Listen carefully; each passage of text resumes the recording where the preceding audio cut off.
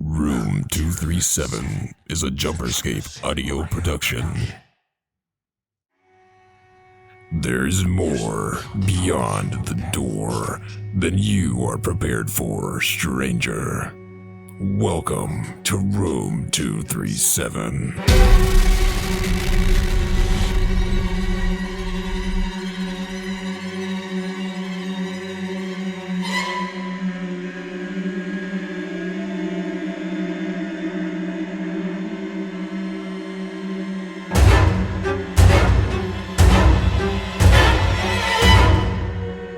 Hello, everybody. Welcome to Room 237. And today we're talking about Five Nights at Freddy's.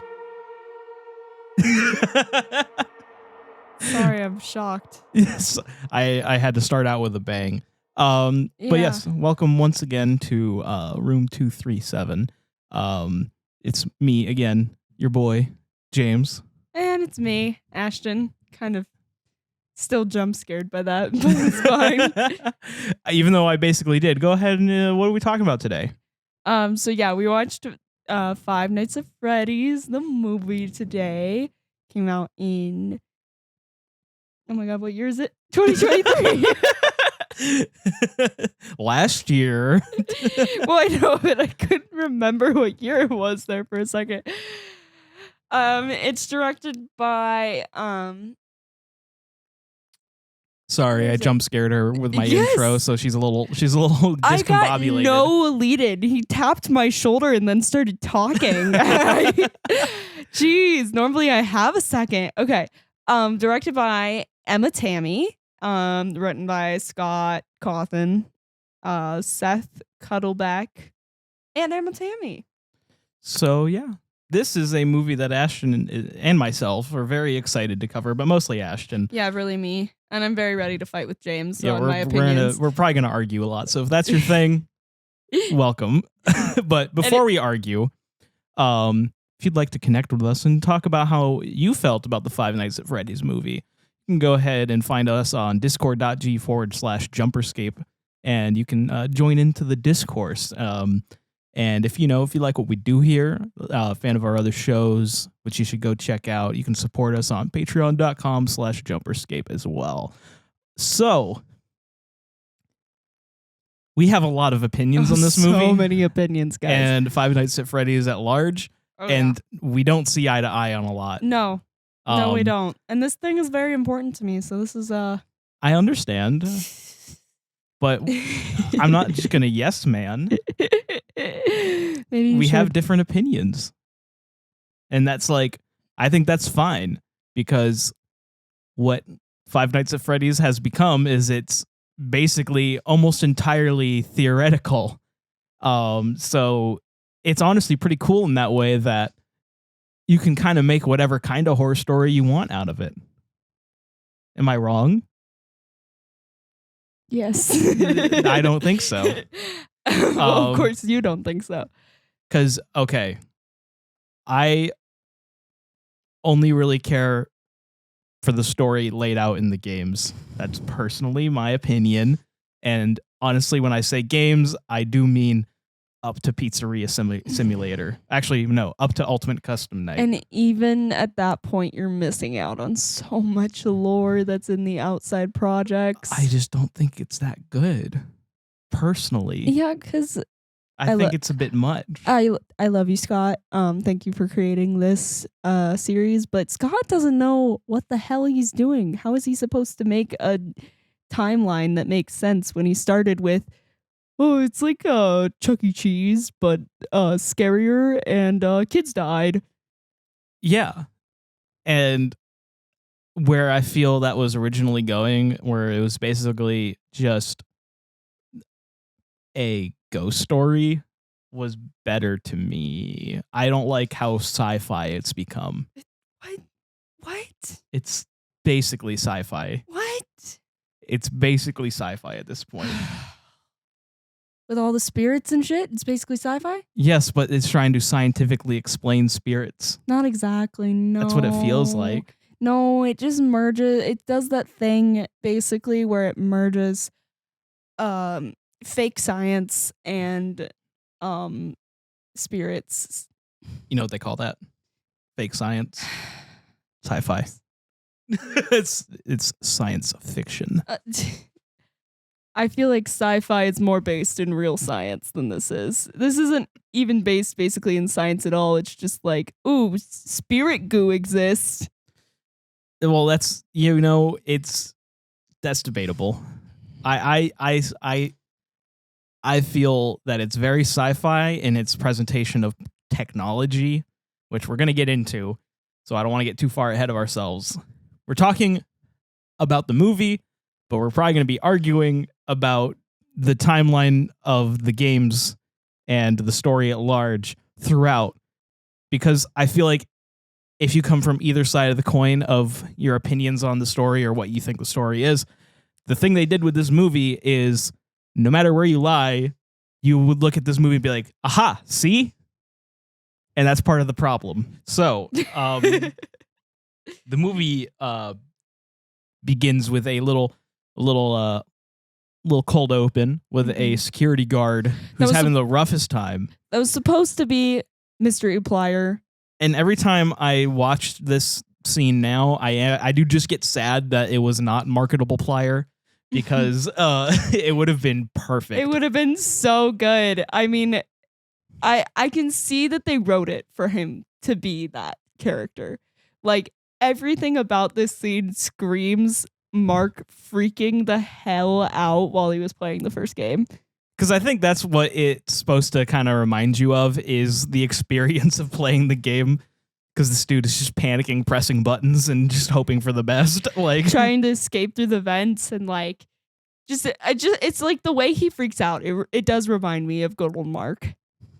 But we get kind of our merge to the beginning of the title sequence when, he's just strapped to a chair and a Fazbear mask with spinny blades in it.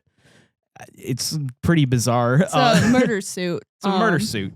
Because what we're assuming at this point is that William, who we'll meet later, has figured out that, if dead body and suit, soul inhabit suit get power, I get more powerful. That's pretty much Revenant. Pretty much the bare minimum you can assume he knows is you die in the suit, you stay in the suit. Well, I don't know about die in the suit. I think he killed the kids before they were stuffed in the suit. You are laid to rest in the suit. Okay. You are in the suit. All right. This is gonna be this is gonna be rough. But then we get like a really, really baller title sequence. It's so good. It made me cry when I watched the movie the first time, and I may have been really, really, really drunk, but but still, it made me cry. It always makes me feel emotional. Like, it's kind of funny how places you've never been in your life can make you feel nostalgia, and that's how I feel about like the pizzeria and everything that goes on in the Five Nights at Freddy's movie. Well, I feel like it's because we've all been to places like it as a kid. Obviously, Chuck E. Cheese comes to mind, but I know I've been to some more local like pizzeria arcades like that had a more like a similar vibe to like Freddy Fazbear's. I went to Chuck E. Cheese once, and I don't think I've ever been to a pizzeria like that. Well, you're missing out. I think for me, it's the nostalgia of the games, because basically from middle school on, I was really involved in the games, and not even the lore yet. I didn't hit lore stage until I calmed down about watching Mark play Five Nights at Freddy's playthroughs, and then I was like, oh wait, oh, there's a whole bunch of lore I'm missing. Matthew Patrick, you have it for me? Oh, thanks, man. And then I started watching game theory like a crazy person. But yeah, I think for me, it's the nostalgia of something you grew up with becoming real, which this is a great place to mention. Jim Henson's what is it called? Creature Shop. Jim Henson's Creature Shop did such a good job bringing the characters to life. Oh, it's like basically 1-to-1. Like there's some so small 1-to-1. differences, but the thing is, we're talking about a real physical animatronic versus a little pudgy 3D model for as literally as close as you could get. Yeah, and I'm so glad they didn't use CGI. Because the Creature Shop did such a good job bringing them to life. I don't think I would have experienced the same like nostalgic feeling almost if they were CGI. It wouldn't have worked. It wouldn't have worked. And we've seen what they kind of do when they take their old models and turn them into 3D models. I mean, yes, they're terrifying, but also like it doesn't really work. It doesn't work quite as well. Although, if any of you guys have played or watched playthroughs of Help Wanted 2, the baby jump scare always gets me literally in the opening sequence of that, where you see her shadow and then everyone shows up and then you can turn around and baby is standing right behind you. Scares me every time. But it's done in the title sequence is done in like the style of the it's the 8-bits of the 8-bit games, basically. Yeah, the 8-bit mini games that you get throughout the series, which are little lore. Yeah, little taste of the missing children, like a little abridged version of the missing children's incident, in the form of 8-bit graphics, and it is really unsettling. Weirdly enough, like just obviously the 8-bit sections in the games are always a little unsettling, but like I don't know, just knowing that's Ashton in this costume, just you see him just literally luring children away. It's like it's not a fun thing to like think too hard about, and I'm glad the movie. I there's so many people who wanted this movie to be rated R, and I'm glad that they honestly kind of stuck a little bit more subdued. I think it could have benefited from a little bit more of a edge in some ways, but on the other span, you're dealing with child murder, and I feel just like the games, you just have to talk about it. You don't have to show it in its detail, because that's, I think, a little too much. It's the same. It's almost the same thing as you get from Texas Chainsaw Massacre, where you get the implied horror of it. And you don't have to see it for it to scare you. Yeah, that makes sense. Yeah. I mean, it's done in different ways. It's done in very different ways, but like just like knowing what's going to happen to that kid once they get led back into that back room. Even in the moments where you just hear a kid scream, like in an ambience, which I believe happens later in the film, like at the end, but even that is enough to be unsettling. Like, it's just the idea is scary enough. You don't need to get gratuitous with it. I don't know if that'll last. I feel like in the sequel, we're probably going to see something. But I guess that can wait until we maybe theorize about what's next for the movie series after this. Yeah, okay, yeah. Because I do have some ideas / theories about where they're gonna go. But after the title sequence, we get one of our first little references to the games, and that's an alarm going off at 6 a.m. Yeah. Which I thought is just a nice little touch. And we meet Josh Hutcherson, who's playing Mike Schmidt. Mike Schmidt. Not Mike Afton. He's Mike Schmidt. He's only Schmidt. He's only Schmidt. Yes. Which I remember when the movie happened, I was like miffed a little bit. I was like, Michael.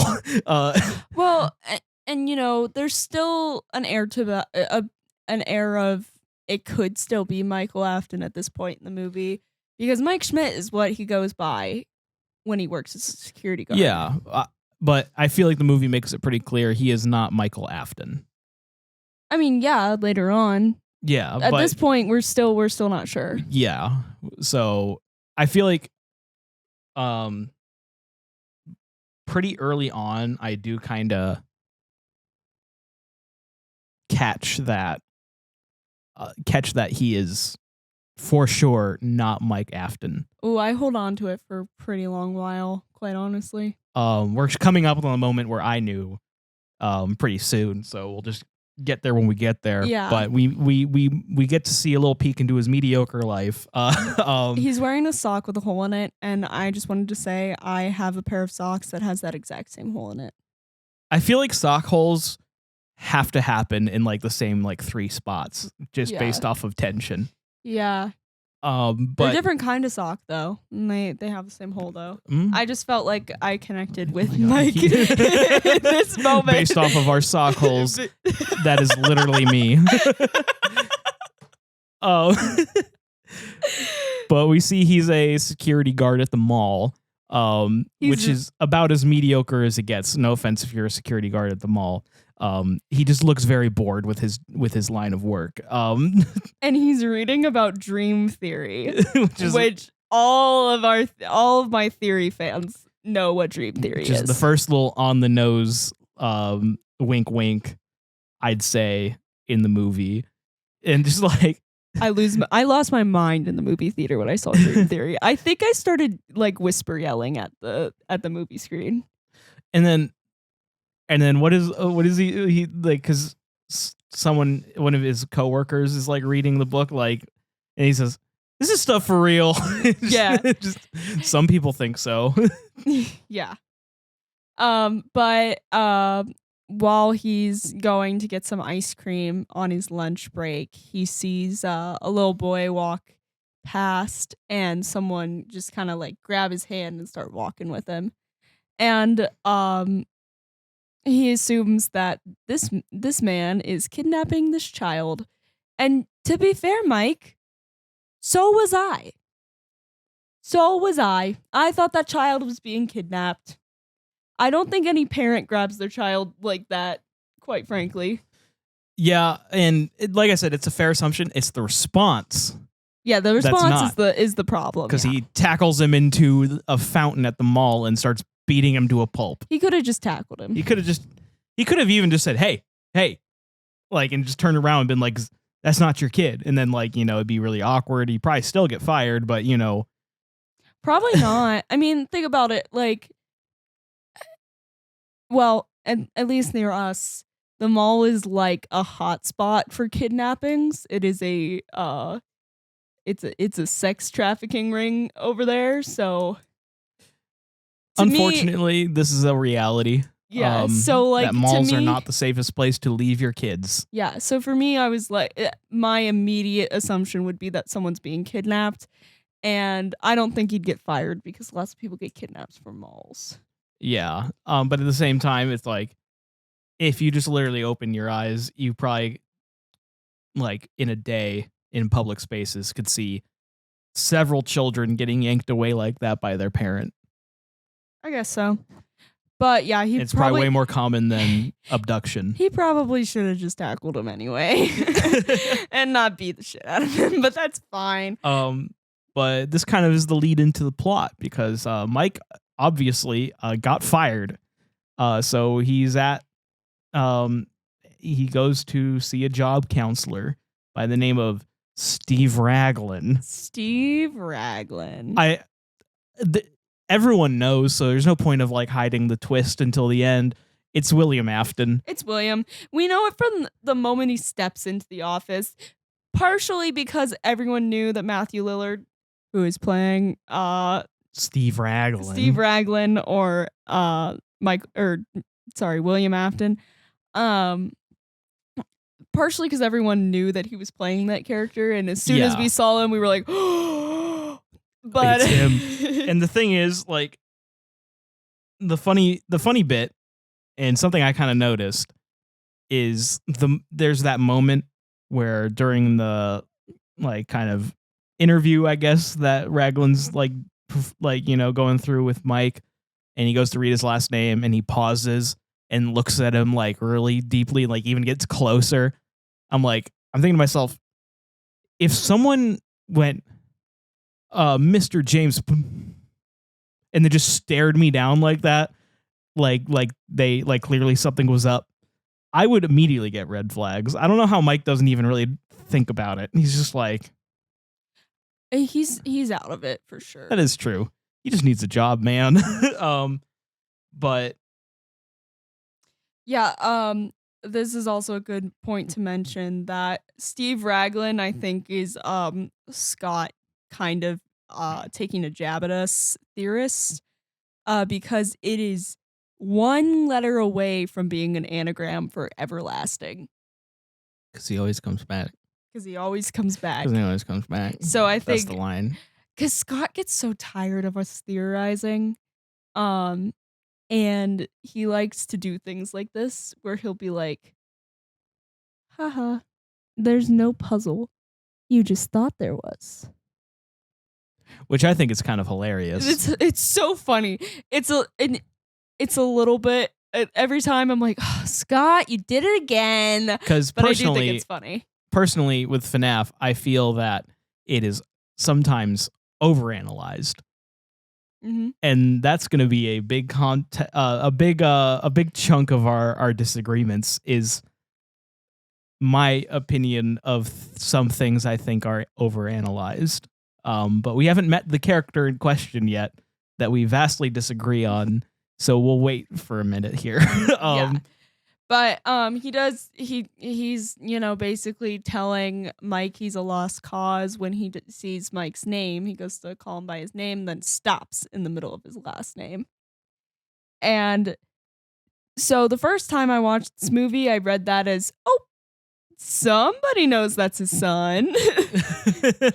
Somebody just realized his actual living son is sitting in front of him. That was also how I read it at first. When I originally saw the movie, was, ooh, he knows it's his kid. Yeah, that's what's happening. That was my first read, but now knowing the plot, obviously, he recognizes the name probably from the papers. Like, oh no, yeah. I thought he recognized the name because he kidnapped his little brother. So yeah. So I'm sure Mike's name probably showed up in the papers. Oh, I thought you were talking about like the assault on somebody. No. Well, he probably knows the name of the kid he kidnapped. Yeah, I'm saying like he probably recognizes it as the brother of the kid he kidnapped. Yes. Okay.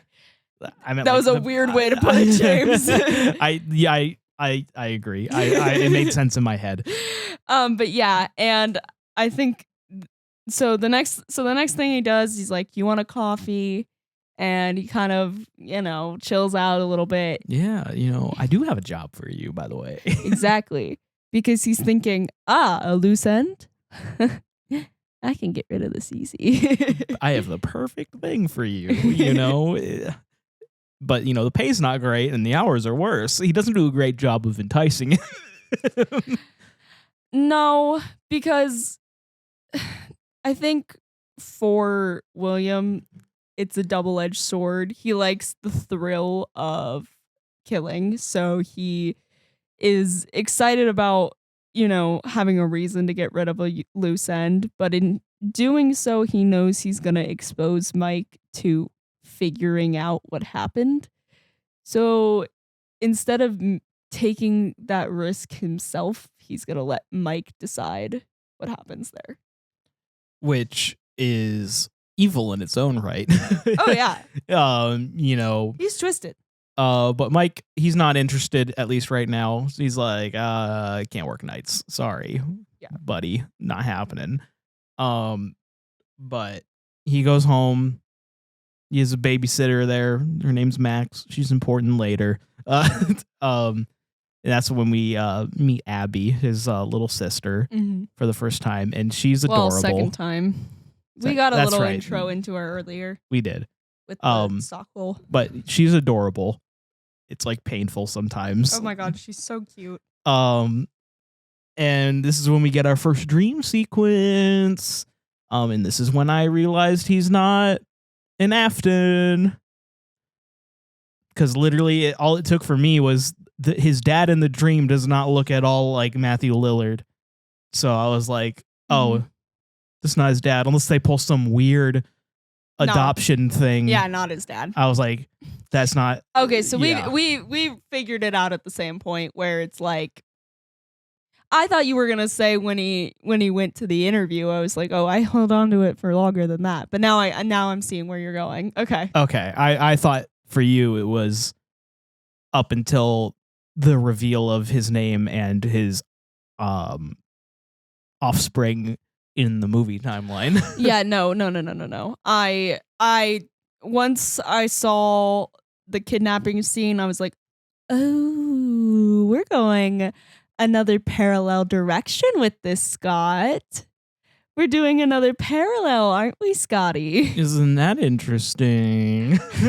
Which I should have known was coming because this is how he does storytelling. Instead of like actually telling the story to you like he could with like the normal characters, he likes to just tell you the story by switching around a few characters, changing a few names, and being like, this happened in a parallel universe, so maybe that explains what happened in the real universe. And we're like, okay, yes, sir, yes, it is. Okay. I did have one like little theory when I first saw the movie, like right when the first dream sequence happened. Well, I was like, well, I guess he could still be Afton's kid if like Afton's his bio dad, and that would be quite the twist. Yeah. That would be an insane twist. And like, that and the maybe Henry Emily married Afton's wife after the divorce, and Michael was like basically a baby and never met his bio dad, which is William Afton. That would be an insane twist. But then I had a moment where I was like, that is very convoluted. That's probably not what they're going to do. But also, that's on brand as hell to be over convoluted. We are talking about Five Nights at Freddy's. It's the definition of convoluted. We should stop before we give Scott ideas, quite frankly. But yeah, so in the dream sequence, he's asked by his mom to watch his brother real fast, and he gets distracted by a frisbee, turns his back for 1 second. Little attention deficit. Yeah. Little attention deficit. Well, I don't even know that. Like, they dropped their frisbee, and he's just like watching his brother at what he assumes is a safe campsite. So like, I don't know what an opportunist that Afton is. Oh yeah, he was quick. My guess is he was watching for Now, the disgruntled theory still works out because this still implies that if Mike's dad is the Henry Emily equivalent, yeah, so that's where that he drove all the way to Nebraska. Oh yeah, to kill his kid, to hurt him. Because okay, all right, everyone, welcome to game theory.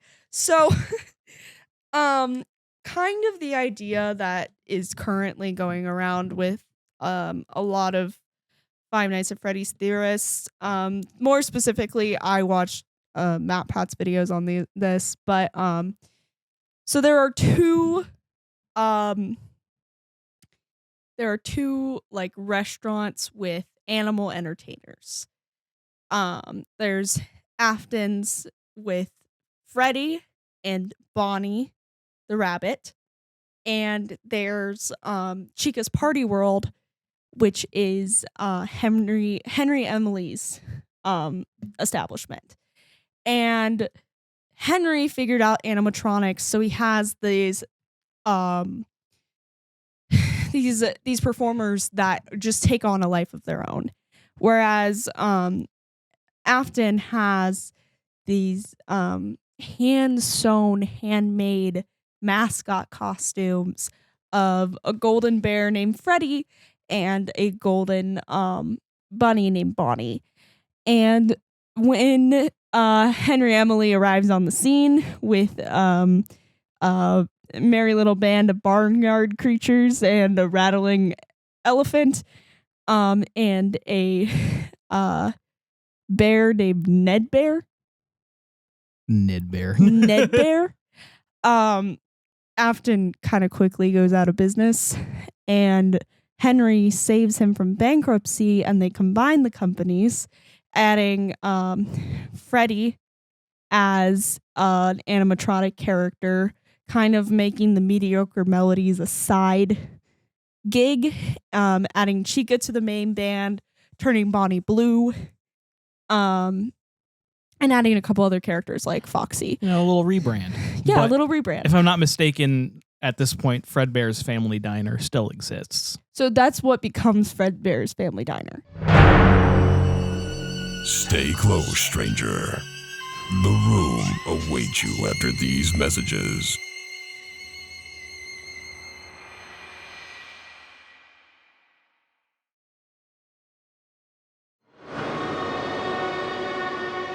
Is the initial merger. And then so in the initial merger, so it's just a new kind of animatronic Springlock suit that is Freddy Fazbear in its golden form. Same thing with another Springlock suit, Bonnie the Bunny, that's golden, and we've got Chica.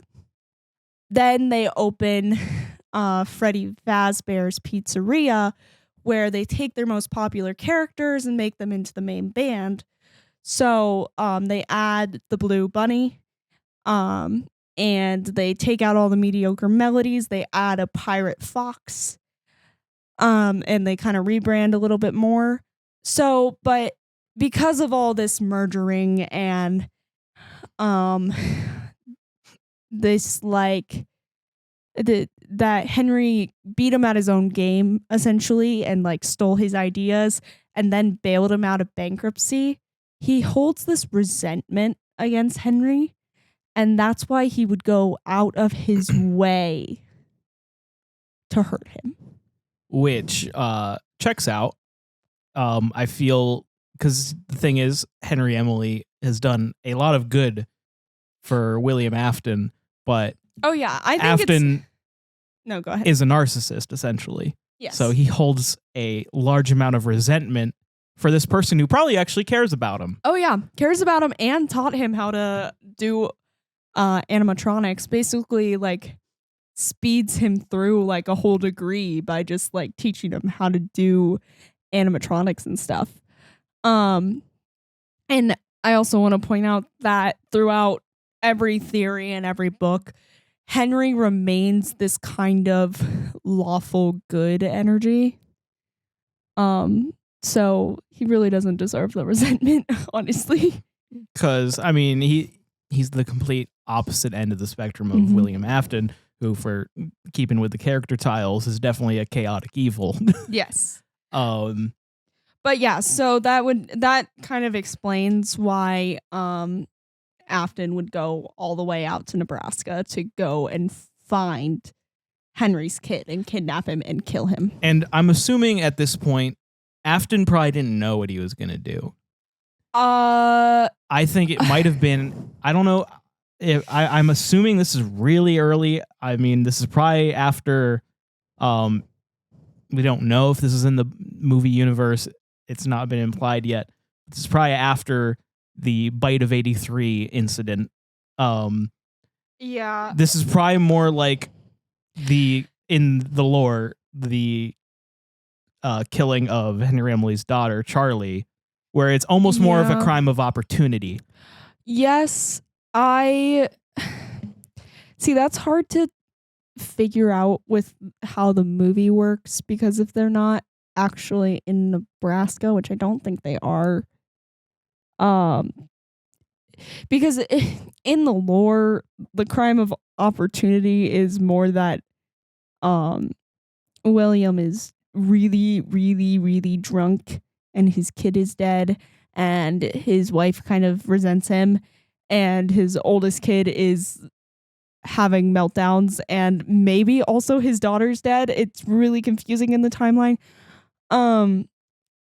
And so he's really drunk. He goes to Freddy's to like confront Henry for all the wrongdoing he's done to him. Sees Charlie outside of the pizzeria being like bullied by people. And They locked her outside, right? yeah, they locked her outside. Happiest day. And he kills her just because she was there. So I don't know. And the crime definitely does not strike me as very careful. Obviously, it's right in front of the pizzeria. Anyone could have seen it. Yeah, somehow there's like no evidence to lead towards it being Henry, which is why they never figure him out. Or William, which is why they never figure him out. But that's why it is a little bit confusing.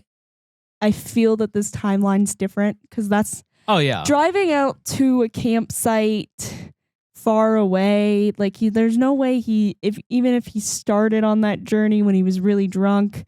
There's no way he would still keep going. I'm saying he knew he was going to drive down there and do something to Henry, or who knows if that's still his name. Probably is. Those it might are the be Henry Schmidt, those are the names that stay the same throughout the series. It's just William and Henry.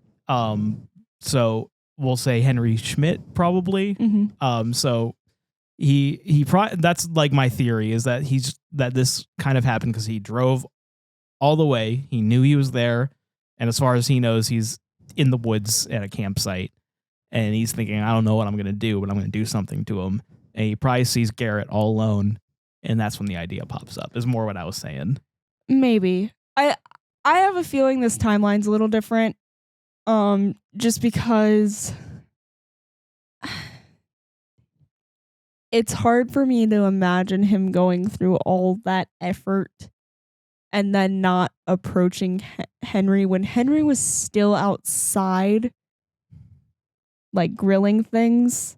Yeah. And could technically have seen him kidnapping Garrett. It's just something's a little bit there. Yeah. Well, we'll hopefully find out. We'll find out. The timeline will probably get more secure. We'll probably actually get more dream sequences that kind of like finalize what everything looks like. Or because I imagine Mike Schmidt's not going to be at peace for long, because by the end of the movie he does seem at peace relatively. Yeah, but they already say we're gonna go back and visit them. Exactly. So, but anyway, after this dream sequence, we get the counselor scene where where we meet Aunt Jane for the first time, and she's an interesting lady. By interesting, I mean she's like every wine aunt who ever. No. Like wine ants are normally more fun than that. I feel like there's two kind of wine ants. There's bougie wine ant and there's gas station wine ant. Both of them are still normally more fun than this lady. Okay. This is like just alcoholic ant. Alcoholic ant is better, yeah. So, yeah. And she is trying to win custody of Abby. And right here she says something about how kids drawing pictures all the time and talking to made up creatures is not normal. And I looked at James and I went, yes it is. Yes it is. I drew pictures. I talked to imaginary people. Granted, I knew they were imaginary. Yeah, well, she's seeing ghosts, but I definitely, played imaginary games, It's just like in front of this counselor, she's like, this is insane. This is not how kids act. And this counselor's like, yeah, I mean, I'm not going to say anything, but yeah, it is. This is how kids act. Listen, little treat for my library listeners in your ear holes right now. When I was a kid, and Shane from the library was a kid, and Austin from the library when we were kids, like, when we were like 8, we would literally play pretend Halo in the backyard and talk to pretend Halo Marines and talk shit to pretend Halo Covenant. Like, that's pretty normal stuff for kids to do. Like, she clearly is just trying to grasp at straws. She has some valid points. Mike is unemployed. Yeah. And probably not there enough for Abby. But he tries his hardest. That's the thing. Like, And like the counselor's on his side. The counselor keeps making side eyes at Mike like, can you believe this? Like, she's like, oh my God, yeah. You need to get a job so that you can win this custody case because this kid's not going to be happy with this lady. We didn't talk about the goat. You're talking about Doug? Doug the lawyer.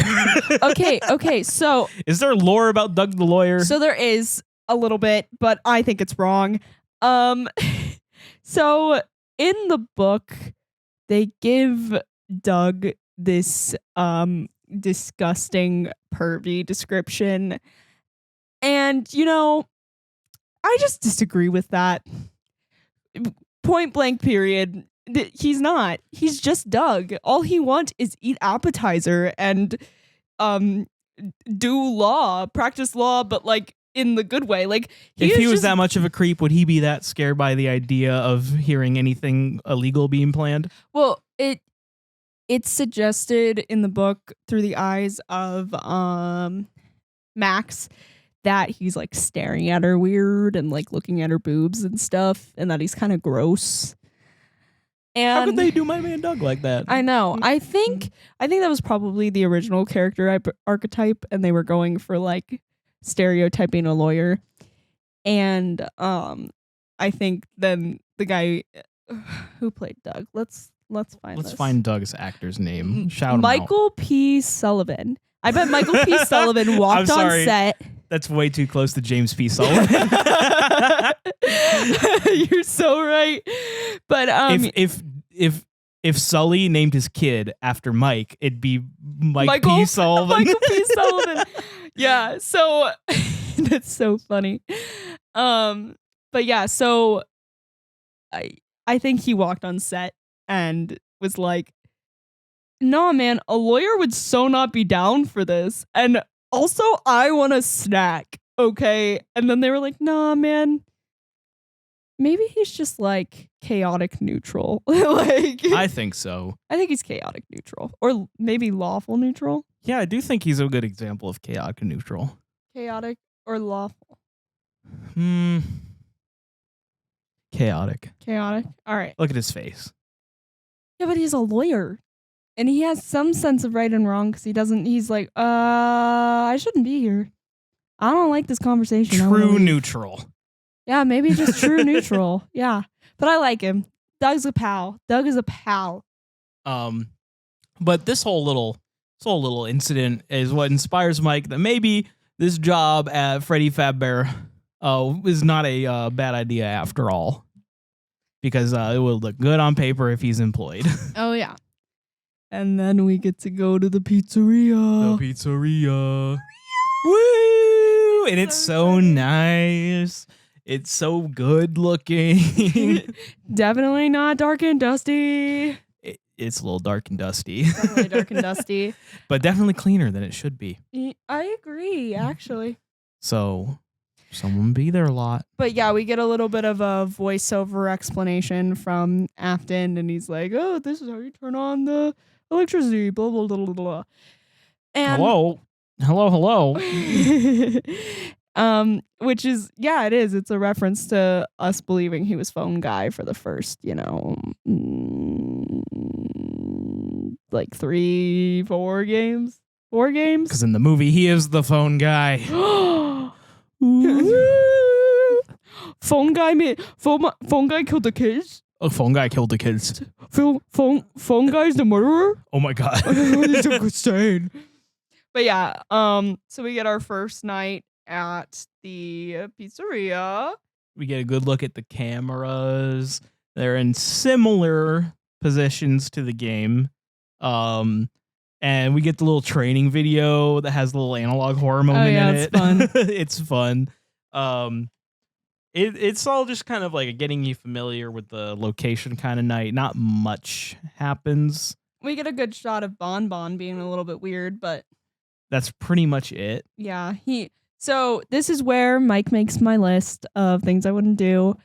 And that's when he starts exploring the place with all the lights still off. I would never do that. That is just how you end up dead. That's how you end up tripping on something. And dying. Yeah. And he also does the next thing on my list, which is he falls asleep on the job. Don't do that. That's bad. That's really bad. When your one job is to watch place, make sure nothing bad happen, and you're sleeping on job, you're asking for something bad to happen. And this is also where we get our first glimpse into how they incorporated the games into the movie, which is like when he falls asleep, the static comes on the speakers, and it's the same static atmosphere sound that they used in the first game. Yes. So I love little that. callback sound effects. I love that. So yeah, so he falls asleep. We get our normal dream sequence, except after Garrett gets taken away, we get to see the kids. Yes.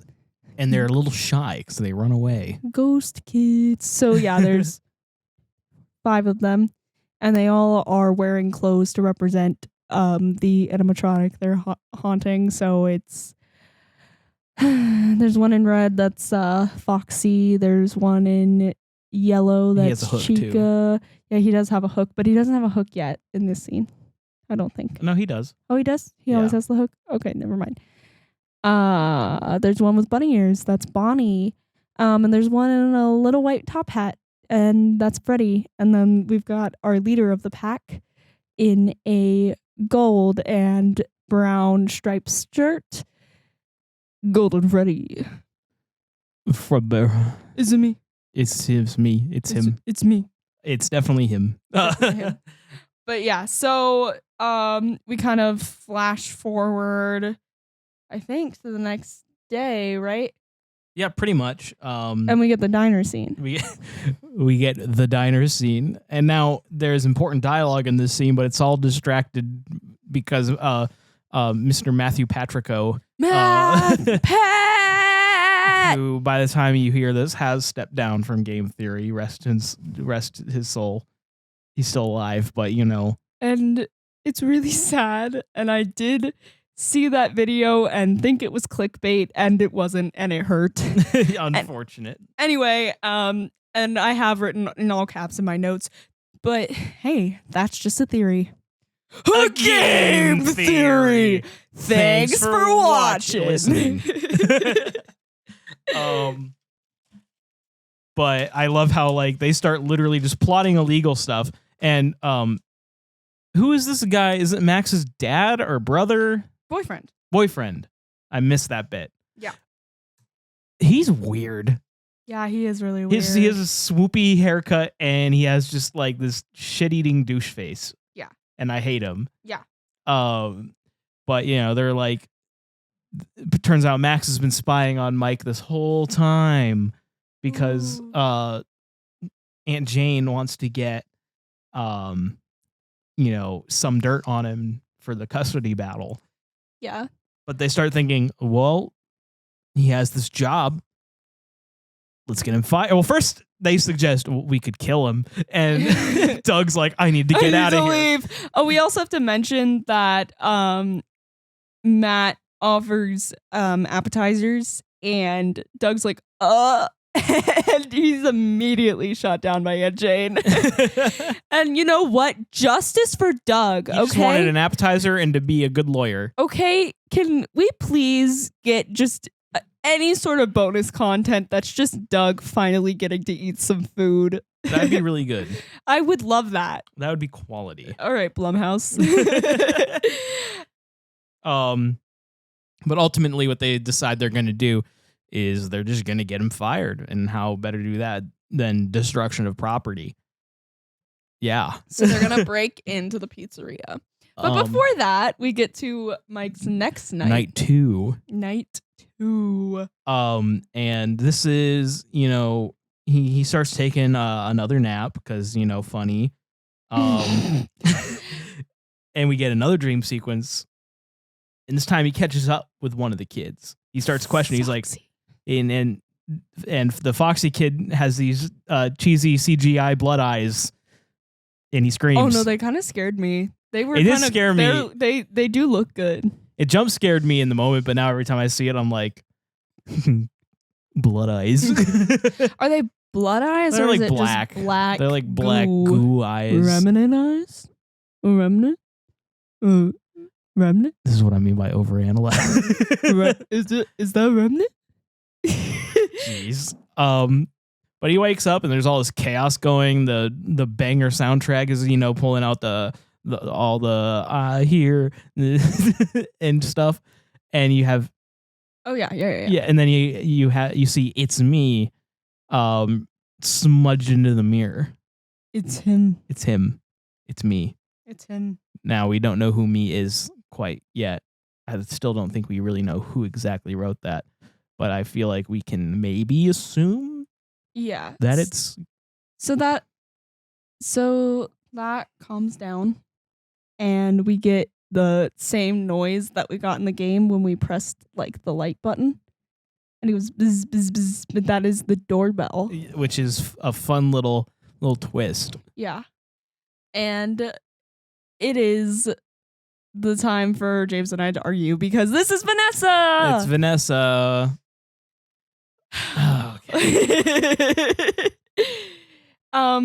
So the book kind of suggests that she may or may not be a robot.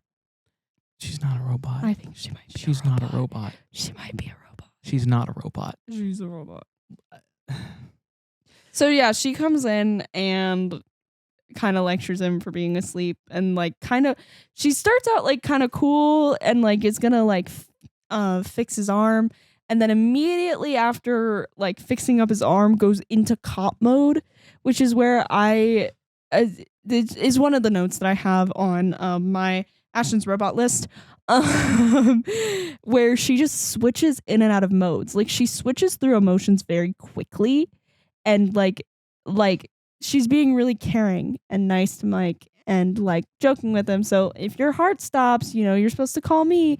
And then she turns around and is like, so how's your evening been? Totally turns on the cop language, totally starts questioning him. Then she says his heart rate's really high and his eyes are bloodshot.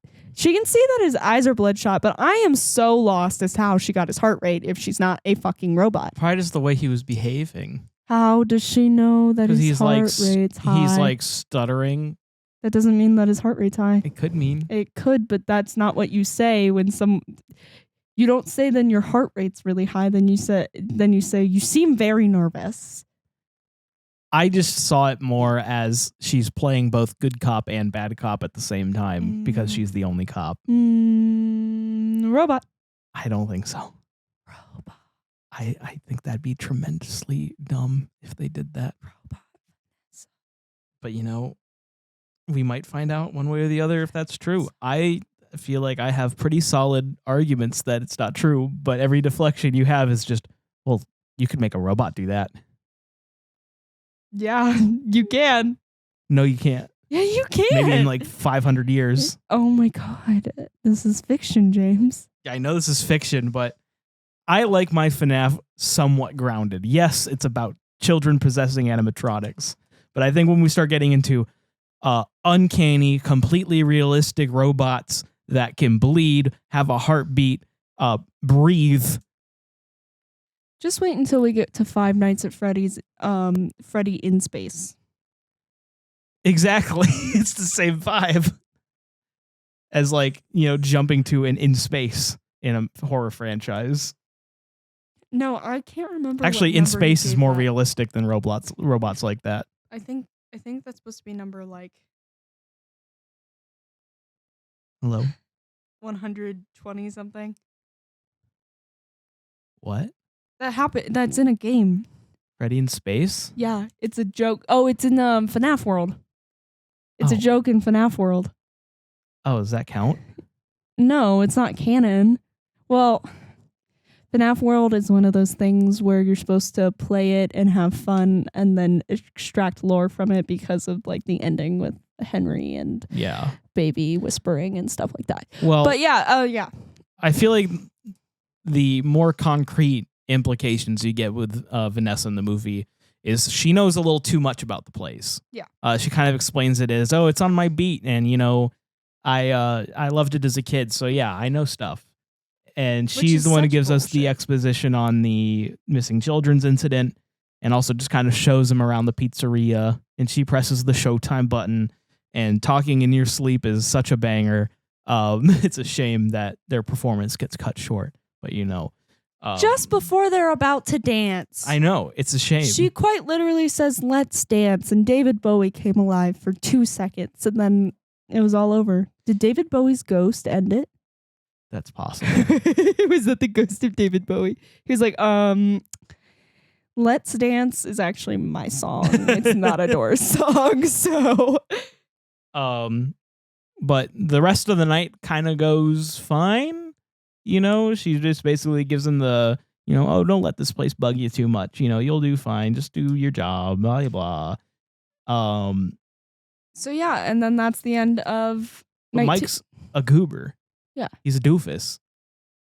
Yeah. Because he left the door unlocked. He left the door unlocked. Which just makes Max and the gang their job a lot easier. Because they break into the pizzeria. And we get probably the best sequence in the movie, where it's super fun. You get to see all the animatronics basically mimic their routes in the game, because the first kill you see is the one of the Stooges is in the kitchen. And he opens the fridge and the cupcake's in there, and then it's gone. And then Chica's in the kitchen, and basically he just gets mauled by the cupcake in the kitchen. And Chica, she's in the kitchen, just like in the game. That's her favorite place.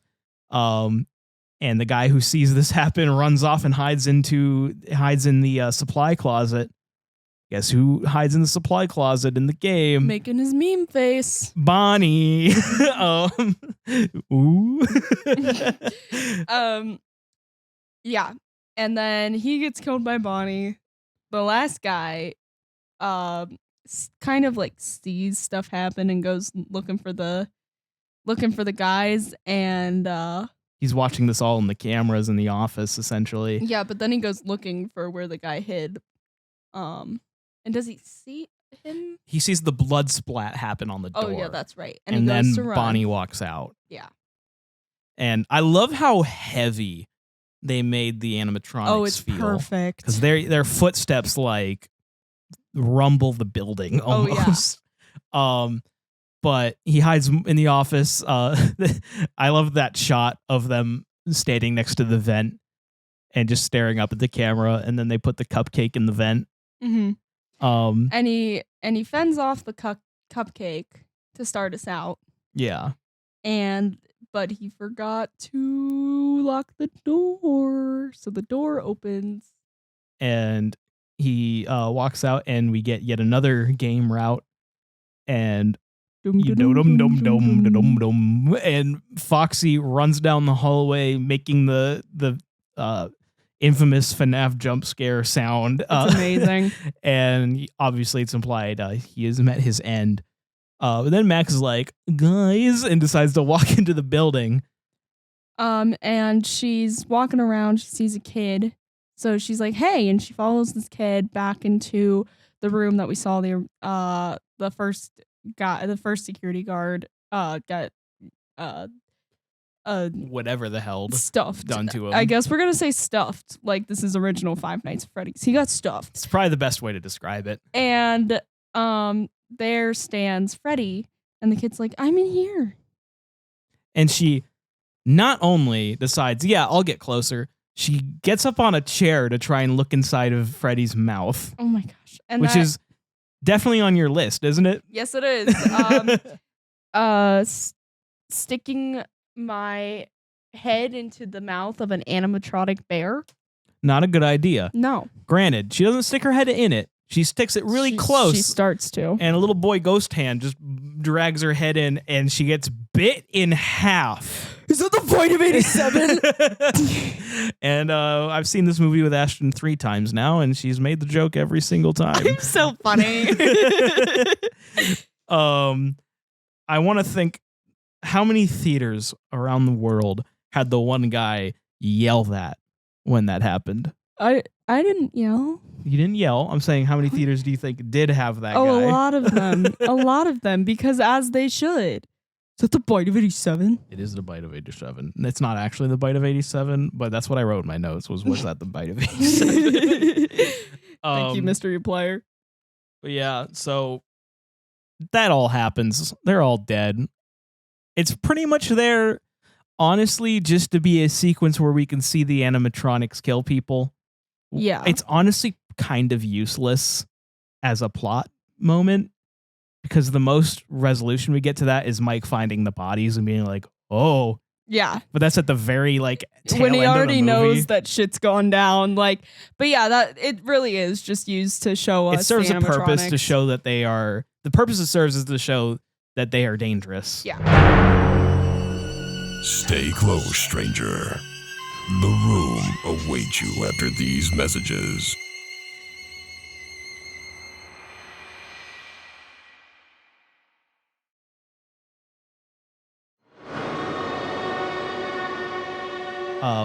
Which, duh. But you still want to show the audience who doesn't really know what's going to happen, what they're capable of. But yeah, this means also it does serve one other purpose. Max isn't available to babysit Exactly. because she's dead. Also, call out Sparky is in that room. quick call out Sparky the dog, OG Easter egg / theory / not really an Easter egg. It's more of a theory. Yeah. It's an Easter egg in this movie, but this means that Abby does not have a babysitter anymore. So that means she has to come along for night 3, baby. Oh yeah. We're going to kind of have to go. We're running short on time, so we're going to have to steamroll through the nights a little bit. Yeah. So basically, he takes her with him. He goes to sleep again after cleaning up the pizzeria, and the ghost children wake her up, and she comes out to play with them. Which is, it's fun. They do this thing where Mike wakes up from his dream. He hears Abby screaming, and he thinks it's in his dream, and then you hear screaming in reality, and he runs out, and they're just surrounding her, and she's like, stop! And you're like, oh God. But it turns out they were just tickling, which... It's cute. It's cute. They're so cute. And what this scene does for me is like the thing that always has bothered me about the games is I'm like, how do kids enjoy these animatronics? They're so terrifying. But I think it really shows us like why they're enjoyable, because they're not terrifying when they're not trying to be. They're adorable. They because you see them kind of emote more innocently in this scene. Yeah. And it's not the last scene we get of them being childlike. We kind of just get a little Mike freak out because he's like, who's controlling them? What's going on here? Come out, whoever you are. Because, that's a fair response, is to think, oh, there's someone controlling them. They're messing with me right now. But, she gives Freddy a hug goodbye and his ears like sag. Oh, and she hands Bonnie the picture, the little heart. The little heart, because they really respond to drawings, is what she says. Drawings are very important in this movie. Yes. They're important in the book series as well. It's explained that drawings are the first way that kids learn to communicate things. So it's kind of used as a way that the only way you can really reach the animatronics, you know. It is used as well in the Silver Eyes trilogy. Yeah, but I don't know that stuff. Yeah, I know. And actually what's interesting, we'll get to that later actually. Yes. We get one of my favorite when they go home, we get one of my favorite Abby lines where she's like, so where like Mike's like, so they're ghosts that you're talking to? And then she just goes, yeah, how else would they? Yeah, of course they're ghosts. How else would they make the animatronics move? Right. I love her. Which is just like her delivery on these kinds of lines. Because there's like another one that I fucking love later, where she's just like, what's the line? Oh wait, I'll get to it when I get to it. Okay. Because it's relevant to what happens in night 4. Because we pretty quickly get to night 4. We have Vanessa come visit Mike about the break-in. Right, and they have a little heart-to-heart moment, which is where in the book comes the most compelling material on the Vanessa is a robot thing, which is that her eyes quite literally are supposed to change color in this scene, from like a blue to a purple. So, Well, I did watch that MatPat video, and I don't think they explicitly said that they literally did change color. I think it was more just I read it more as a way that the narrator or Mike was expressing her just sudden changes in demeanor. Because she goes from bubbly to cold really fast. And I don't think that's a trait that's exclusive to robots. Switching modes. Just Whatever saying. you say. Anyway. So yeah, because you said Scott likes to mess with people. This could just be him messing with people. There's no concrete she's a robot in that book. And using words like mode and Scott, if you're messing with me, I'm gonna be mad at you. Because I think it's Scott messing with people, because I don't think that the films, because these films are still here to not only draw the fan base, but also draw in other audiences, want to jump that far. Well. Didn't they say this is for the fans? Every movie adaptation says this is for the fans. I think in this one they did really just try to... I'm a Halo fan, and they say that the Paramount series is a love letter to the fans. Okay, well, they actually tried to cater mostly towards fans and not a new audience. They tried a lot more than like the Halo TV show. Than anything else I've seen, quite honestly. But I still don't see them doing the robot thing with Vanessa in the films. Maybe I'll be wrong. We'll see. But I just don't see it happening. But anyway, night 4. This is where we get the forts. This is such a controversial thing. People were so angry about going to see the movie, and that there was a scene of them building a blanket fort. Oh, I loved it. I love it personally. The thing is, I probably, the people who didn't like it, on most FNAF opinions, I'd probably fall more into their camp. But me, I still love the idea of these are literally children. They're children. And they're doing things kids do. Right, because this whole... I think what's important to note here is the want to get back at Ashton, which is led by... It's led by... oh my god. Cassidy? Thank you. Cassidy in the game series is not there yet. So they have they're not on a vengeance spree yet. So when they don't have anything to do, they're just kids. But they do have one desire that is a bit sinister, and that's to make Abby like them. Yes. And you can read that. The thing is, if you want the fear that you can apply to the fort scene, it's that they're doing this because of their end goal.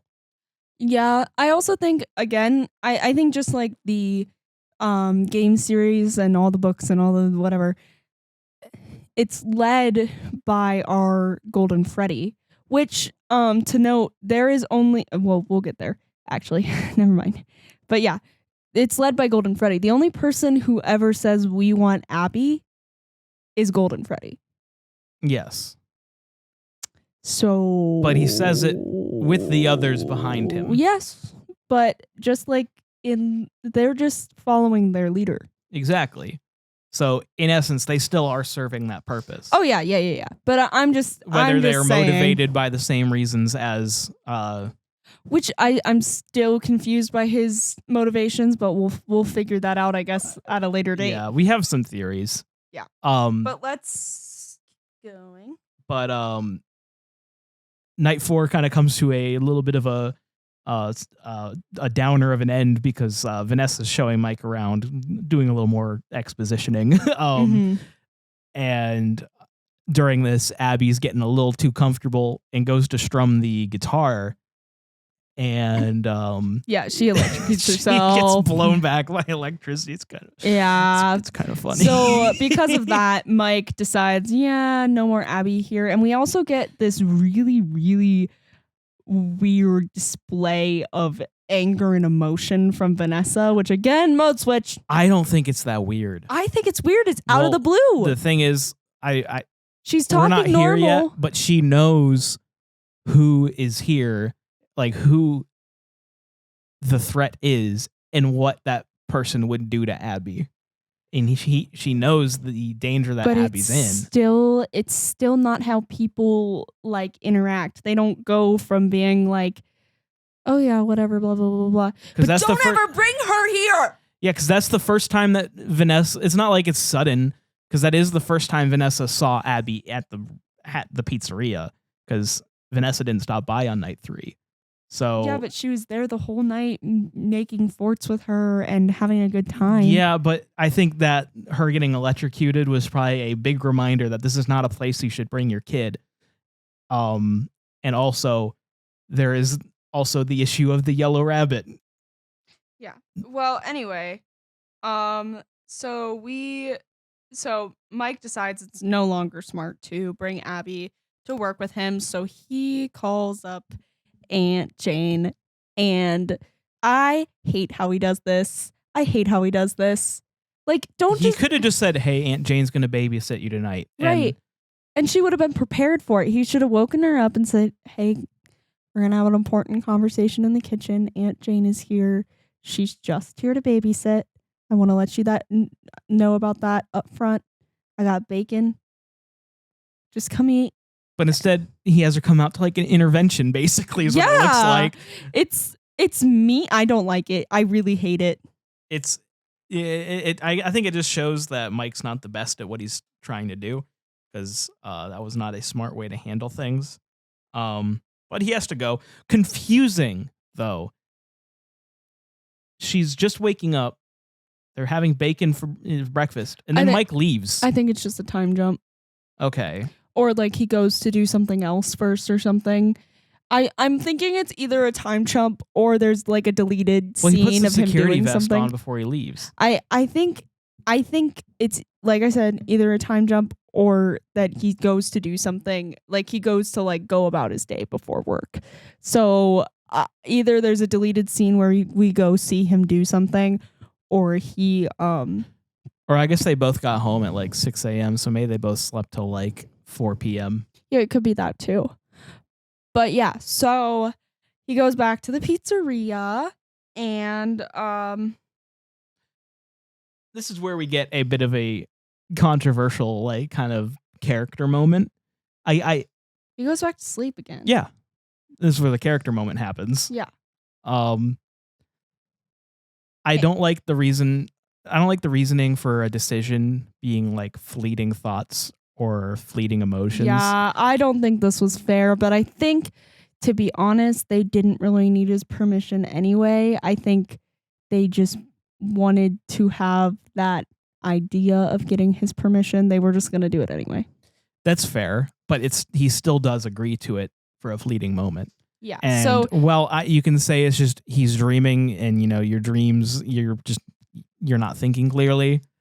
Yes, but it's presented more like he does legit make the decision. Yes, I would rather have a dream where I can live this moment as a happy family memory than my literal sister, who basically is my daughter in essence. You know what I mean? Yeah. So then they take that as the okay to go get Abby, and he kind of screams into the void once he realizes what he's done, and they all slash at him. But so then we are seeing Golden Freddy standing in the house. And Aunt Jane she fell asleep. Yeah. Silly Aunt Jane. And this is for my theory people out there. This is where I took specific note that there is only one light in Golden Freddy. We don't have two. So there is only one person in Golden Freddy. Which leads to James and I were theorizing throughout the movie what this timeline looks like. There's a couple ideas we have for Golden Freddy. One of them being that he's probably an amalgamation of the Crying Child, or Evan, if you believe that he's called Evan. I don't. Or that he's that it's just it's just the equivalent of Cassidy in there. So basically, I feel like it makes the most sense that as to not confuse casual viewers, that they are just basically combining the characters. Yeah, like, I think so too. I think his character is going to be more similar to Cassidy while still maintaining this is another Afton child. Yeah, that's how I feel too, because that character's always been, the two people in Golden Freddy's been confusing, and just the crying child and Elizabeth are a little bit confusing to the timeline. So yeah, I think that's probably where they're going with this too. Because I feel like that just makes the most sense as a narrative, because that's the problem with FNAF lore, is it's hard to make a narrative. Mm-hmm. This is the real official timeline. There's no such thing as that. Mm-hmm. It's always up for debate. But So- before we actually even got to Golden Freddy's, we see Mike does wake up and he's in the chair. Oh yeah, that's right. Yeah. And he's got to escape the chair. And thanks to poor security guard in the home in the Should have cold been open, Markiplier. The knobs are loosened just enough that he can get out in time, while the other guy could not. So yeah, and then Golden Freddy and her get in a taxi, which is taxied by Corey Williams, who's Corey X Kenshin. Yeah, I think Corey X Kenshin. Yeah, I never really watched him, so neither. I don't really know anything. But I know he got a pop. Yeah, so I thought I would point him out here. But yeah, and they go to Freddy Fazbear. They go to Freddy Fazbear. And you know, they get dropped off. And here's the weird thing. Okay, we get two implications here. We get the implication that Fredbear or Golden Freddy is a physical suit, because he gets in the taxi and the taxi like literally bends down. Yeah. He's in there and the taxi driver sees him. But when he drops them off, Abby goes in and Golden Freddy disappears, just vanishes. I think it's just like a weird spirit thing. Yeah, it's not that like hard to put together, but it is a little confusing that the spirit can just appear to anybody as Golden Freddy and just be a physical. I think it was just supposed to be funny. Yeah, it is funny. But you know, Abby's in and it's a little quiet in there. Yeah. But between these scenes is when we're getting the big reveal. Mm-hmm. Because Vanessa has found Mike and is treating him at a local like basically police supply outpost. Mm-hmm. And she's trying to bandage him up, and that's when we get the reveal that she is in fact Afton's Vanessa daughter. Afton. Do you think she changed her name, or she got married and that's why she just has a different last name? I think she changed her name. They all just changed their names in this series a lot. Yeah. But we get a nice little picture of Vanessa as a child with the yellow rabbit or Spring Bonnie or whatever you want to call him. Springtrap. He's not Springtrap yet. Oh yeah. He has to get trapped in springs. The springs haven't trapped him yet. So and you see the plane that Garrett was playing with in all the dream sequences. Mm-hmm. And to make sure you get it, they show a flash of Garrett playing with the plane, but you know, and it causes a little bit of divide between the two for a second, because Mike's understandably a bit miffed that not only did she know, but her dad killed his brother, which is probably not a fun thing to have to wrestle with. Mm-hmm. But obviously they come to the conclusion, I have to go save Abby, but Vanessa is too scared to save Abby. She's clearly traumatized and terrified of her father. Or she knows that she has to do anything her father says. And she comes to the realization that she's a robot. I say that's just control over another person via manipulation and fear. All right. Which is much more interesting than she's a robot. All right. That's what I think. Okay. I make valid points, and then you just go, yeah, all right, whatever, okay. All right. Counter them. Tell me I'm wrong and how I'm wrong. It's just your interpretation. Okay, that's better. Because at least I feel heard. Okay.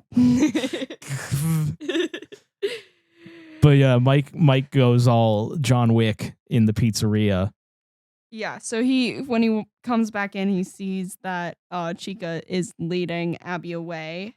So he goes to chase after her, but the animatronics are watching him, or he basically hides underneath the stage where I feel like they'd totally be able to see him, but that's fine. Well, they didn't. They didn't, and he gets around them by splashing water on the stage and tasering the water and short-circuiting them. Which is a thing that Vanessa told him he could do. I just forgot to mention it. Oh yeah, I forgot about that too. But we get some fun little romps, here and there, where he catches up to Chica. It goes because Chica's trying to stuff her into the Springlock suit in the back room. Baby Springlock. Yeah, I think I saw something that there's a book animatronic that looks a bit more similar. Yeah, I forget which one it is. It's one of the doll ones. Hold on, I'll look it up. You keep talking. But Chica's trying to put her in there. Mike has his big moment, hey, you. And Chica just kind of is like, yeah, never mind what I'm doing. But if she wanted to just keep going, what was Mike gonna do? I don't know. But yeah, so Mike chases, he gets her out of there, and then he gets bit in the ankle by the cupcake. Oh, yeah. And this is basically an action sequence at this point. But Abby runs and hides. But there's one more animatronic on the loose, and that's Mr. Foxy. So Foxy's just stalking her around the arcade machines. Yeah. And it's really well lit, and it's really cool looking. It looks so cool. And actually, it took sorry, my computer's freaking out. It took a full body animatronic puppet along with 6 puppeteers to accomplish that full range of movement. Which is very impressive, because you think about that, impressive. They had to probably have that much going on for all the animatronics at some points. Oh yeah. Probably just a literal choir of animatronic controllers controlling each part of their body at all times, having to work in sync. From all the behind the scenes stuff I know about the Chucky animatronic and how that works, it takes an obscene amount to get animatronics to function the way you want them to in movies. So every time I see it, it's just really cool. But the thing is, we finally get him.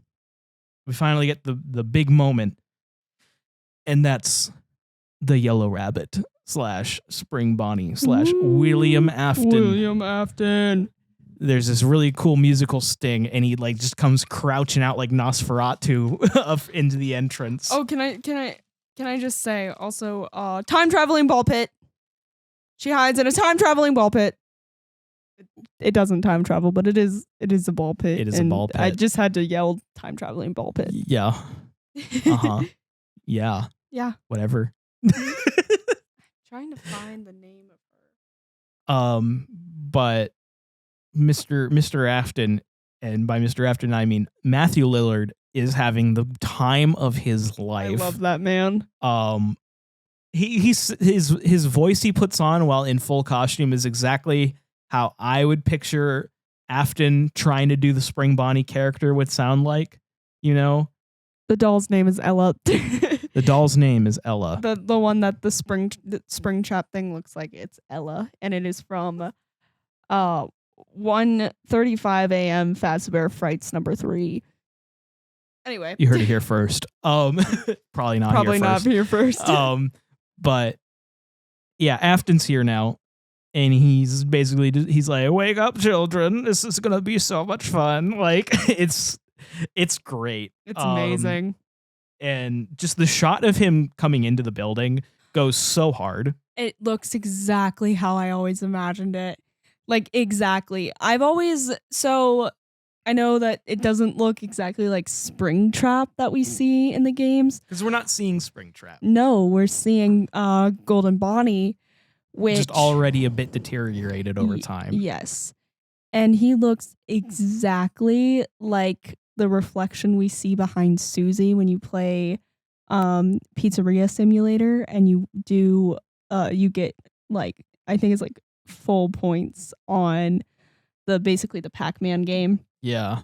And you see him come up behind Susie. That's exactly what he looks like. They got that down to a T. He looked awesome. It's pretty much perfect. I think he's a little, this is probably just because of technology, he's a little chunkier than I would imagine. But yeah, but I don't really even care. He is a big bunny. He's a big bunny. And it might just be that in that sequence that I'm talking about in the game, he might be, no, he is pretty chunky in that. He is in the Springlock suit. Because there's two different suits. I guess this is my fault. I'm thinking more of like Springtrap. And he is a little more slender. Well, but that's also the because Springlocks have activated, so it's nice and tight on him. So that's probably my bad there. Well, because there are two different suits. There's his original hand-sewn costume, and there's Which the I don't know why he doesn't suit. just wear that. Because the risk seems like it's much lower. Because his hand-sewn costume doesn't fit in anymore. And then he gets connected to the Springlock suit, basically. So like it's like sentimentally.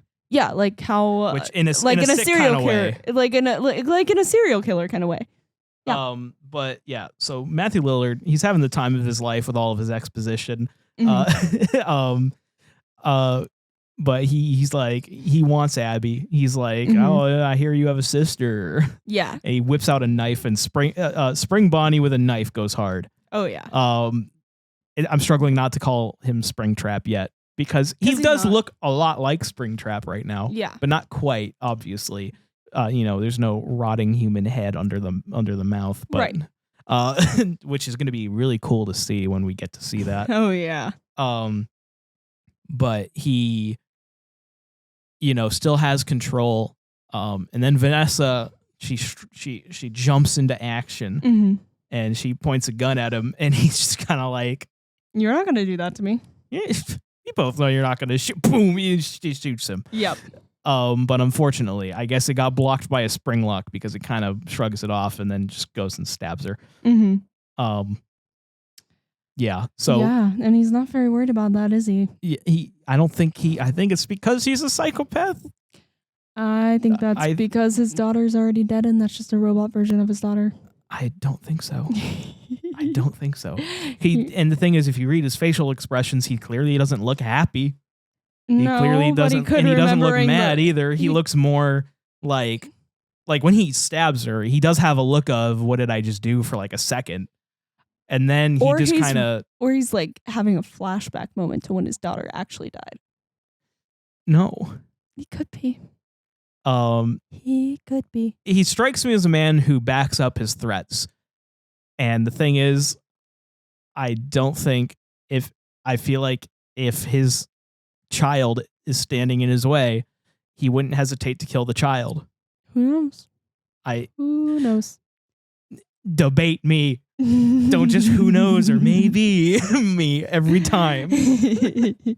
It's hard right now because we don't have all the information. Which we will, and one of us will feel vindicated and the other won't. or it'll still be the same way it is, which tends to be how it is with Five Nights at Freddy's. Quite frankly, we don't really get answers. It would have helped a lot more if we just got to see Vanessa working at the police station or something. It would have helped a lot more if they didn't put out a book, because I wouldn't have this theory at all if it weren't for the book. And I'm not going to lie, it would help a lot more if Vanessa just wasn't a character in this movie. I'm just saying.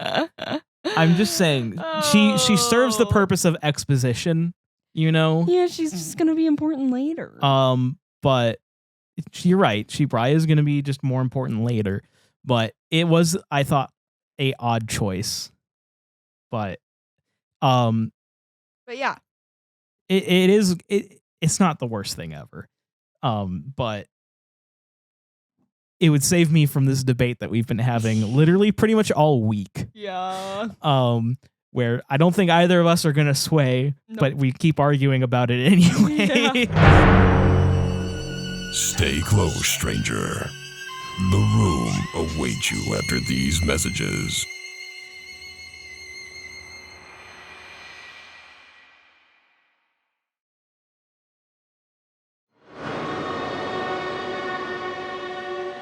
I think my problem is I can accept that that's what you think is happening, but I just can't read in on if you realize that I think that's a little bit much. I don't know how to explain to you the newest, because the thing is, it's so in line with the new lore for it to be so big and out there. I feel like a lot of the new lore is surrounding Security Breach, which is quite literally in the future. Yes, but this is sort of thing, 2001 or something like that. This sort of thing has been happening. Oh, sorry. Okay. When you've been like basically drowning yourself in Five Nights at Freddy's, you find that this has happened again and again, where Afton keeps making robot people and they keep passing as normal people and they forget that they're robot. They don't know that they're robots until they find themselves in a box. So it's something that actually happens a lot in this series, but when you ignore the books, you have no clue about it. And I ignore the books. Yes. So that's why you don't understand how this could functionally happen in this universe. I like FNAF as a story of a man who goes through a terrible loss in terrible circumstances where one of his kids accidentally kills his other kid with his own creations, essentially. And it breaks him. And I like the idea of him chasing after, how does eternal life work? How do spirits work? How do I get my kid back?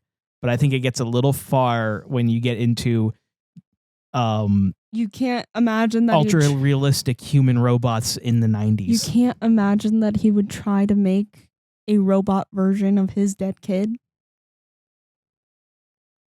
I can. I just don't. It feels like it'd be his ultimate failure, though. I don't think he'd succeed. That's where Remnant comes in. This is how this all comes together. But anyway, movie. So while Vanessa is keeping William distracted, Mike and Abby have an exchange where Mike's like, hey, the pictures are important to them. Show them that he is not the good guy, that he wants to hurt them. And so Abby draws this nice little picture. Not nice. It's very not nice. It's him and it's a bunny and it looks angry and it shows all of them dead. And Getting she puts it up on the wall. Pretty much. She puts it up on the wall and Afton's done killing his only daughter, presumably. And he starts to panic. Because... And that's another thing that's important is in the books, he has no clue that these pictures actually translate to the kids. The pictures are really important. And that's part of why we know his understanding is further than we believed it was, like, throughout most of the games. He's like further along than we thought this movie would have had him, and that he could be using Remnant and know how to make robot people. That is where that comes from, because we know he has more knowledge. Like, he knows about Remnant. He knows that the pictures are controlling the kids and he uses it against them. And those are things that lead us to believe that he's at the point of Robot Kids because that's where he's at the point of Robot Kids in the books and in the series. Yeah. That is where that gains validity. I guess for me, there's always been kind of an issue with William Afton's character in my brain. Where it's like, it's weird to see mad scientist meets deranged serial killer, essentially. Because in order to get people to kill, he does not have to do the whole Spring Bonnie lure and scare the shit out of these kids. Because he hates them, essentially. Mm-hmm. He wants to hurt kids. It's not lost on me that he's not just doing this for the research. It's completely self-serving. And I just feel that I like it better if he's trying to figure out how this works for himself more than bringing anybody back. Like by the end of it. I think by the end of it, yeah. I mean, at the point we're at, yeah. Because he's already made a robot person. He's already like, wait a minute, how do I live forever? Because he's gone way far down this hole. Because you got to remember, he had to start with a love for kids. He had to start by wanting to bring fantasy and fun to everyone. And then his whole world goes to shit. And in that, the only relief he found was murder. And throughout these murders, he finds that there's some sort of energy and some sort of fix-it that he can use. He has a Band-Aid solution to everything that went wrong with his life. And once he figures out how to use it, he uses it and then wants to continue on with it. He wants to figure out how that can no longer be a problem for him at all. He can live forever. But all that means is that he's just got to keep killing. And killing he does. Yes, he does. But not for long, because now it's time for William Afton to be killed. Spring lock failure, spring lock failure, spring lock failure. So they just kind of surround him, and he's like just trying to like basically bully him into stopping. You know, just like, well, look how small you are, little beasts. You're unimportant. And what a dweeb, God. Yeah, this was not gonna work for him. I don't know why he thought it would. The cupcake takes a bite out of his ribs, Mm-hmm. and it gets us a nice little window into the spring locks. I think it also triggers puncturing into his body. Yeah. Now, the spring lock moment is both in my brain. It's weird. Half of me loves how they did it. Half of me was disappointed. Oh, I loved it. Because I think in my imagination, before I ever got to see it happen, it was a lot more brutal. But I know it's PG-13. This is what I meant by it could benefit from a little bit more of an edge. It's PG-13, plus they changed the circumstances of the spring lock. He's not alone, and he's fighting back. In the original storyline, he's alone. Yeah. And the ghosts of the kids come after him, and they keep him in that room while the spring... Which I think is better. Oh, it's so brutal. Better. The thing that makes it so brutal is that he just slowly bleeds out. Yes. For days and days, and then still has to live on in that suit. And you get the implication that end happens to him. But for me, I guess when I imagine the spring locks and you see like diagrams of how the spring locks are, it makes it look like a spring lock failure what happens to him in the movie is bad. Like that doesn't look fun, but like the spring locks, I feel like in the lore they're a lot everywhere. more numerous. They're everywhere. They're everywhere instead of just like a couple of ribs. Well, and like maybe some stuff around the head. They are everywhere. It's just it's easiest to show on the ribs, but his arms and everything also probably got crushed. But I love the description of basically when it starts, he's screaming, but his screams are cut off because his vocal cords are completely severed. And I think another big difference too is in the original game series, he doesn't know. He's starting to figure out Remnant, but he hasn't figured it out at all yet. And so the idea of him getting scared out of him by ghosts is better. Not even just that. It's that springlock failure he knows is the end for him. He knows he's going to die. That is what scares him. But in this, he knows from his anger he can live forever. So the springlock failure isn't even damaging to him. He just knows now he's living forever. Yeah, and I don't think I like that as much as, you know... It was nice to see it on screen. Yeah. But yeah, the original springlock failure is a lot more graphic in 8-bit. Yeah, it's the thing. Just the little 8-bit sprite going twitching on the ground somehow fills me with a bit more dread than the movie does. And I think that's on purpose. Yeah, obviously, like I said, PG-13, they couldn't... Here's the thing. I know Matthew Lillard could have sold that this is the most excruciating experience of anyone's life. Mm-hmm. But he couldn't really do that. It's a bit more subdued. It kind of feels more like he broke his leg or something in terms of his reaction. You know what I mean?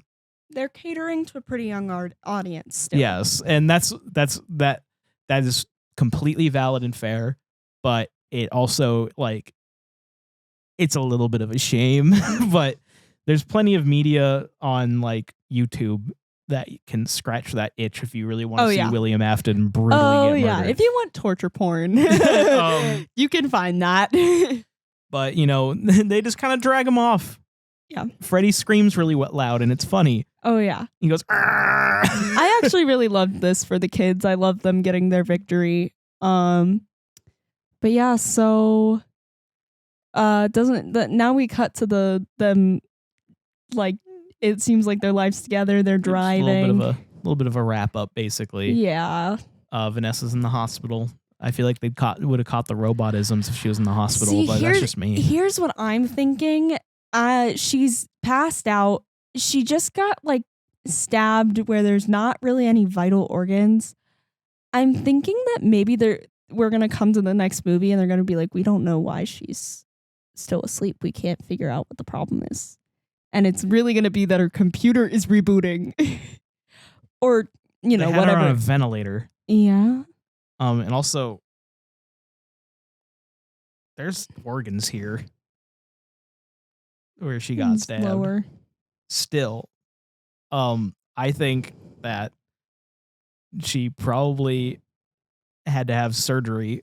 She's completely knocked out, and she's on a ventilator. She's on a ventilator and she has a heartbeat.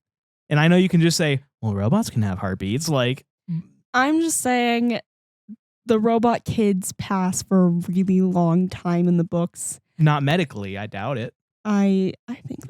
Because those robot kids are just among other kids being kids. But the difference is now you're in a hospital. No matter what happened to you. They're among kids witnessing other kids get murdered. Yes, but here's the thing. In a hospital, you're in a bed getting tested for all kinds of things.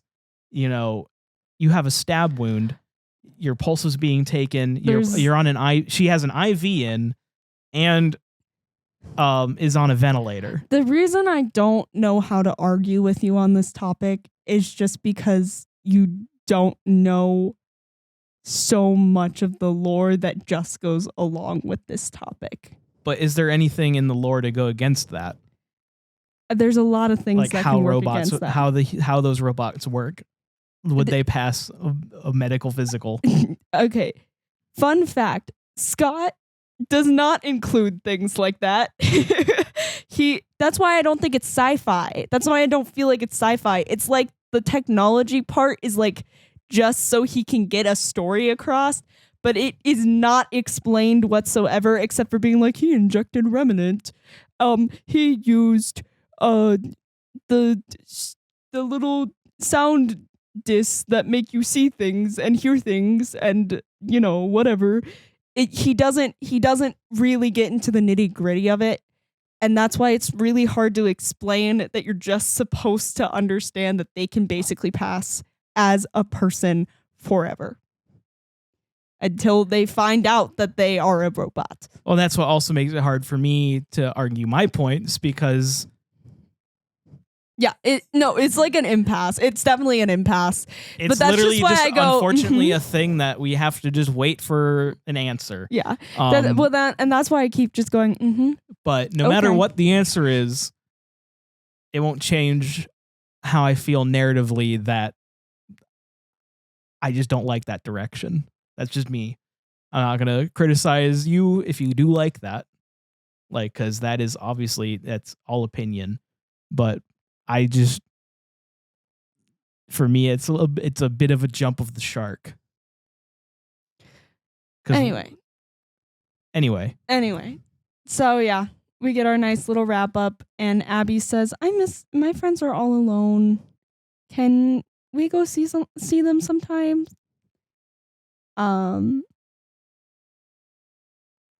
And you see a nice little picture on the wall. Yeah. On the fridge, I mean. Yeah, a nice little picture of them and their friends. Their Fazbear friends. Fazbear friends. Yeah. And that's the end of the movie. No, it's not. Oh. Because we get a shot of what I guess you can now call Springtrap. Oh yeah, that's right. I forgot. In the kitchen, of all places. Yeah. Still bleeding out. Yeah. And that's supposed to be our kind of like call to the grotesqueness of the Springlock failure. Because he is suffering. Yeah. Rightfully so. Oh yeah. He's being watched by Golden Freddy. And this is where I feel like our argument of he's still Afton's kid, but he also might have the same motivations as Cassidy sticks through, because he has a facial expression that kind of says sadness, but also he closes the door. Yeah. Like now he knows what he's done and it's vengeance time. Exactly. So I think that is a pretty good wrap on Five Nights at Freddy's. That's where I want to be. And that's what plays.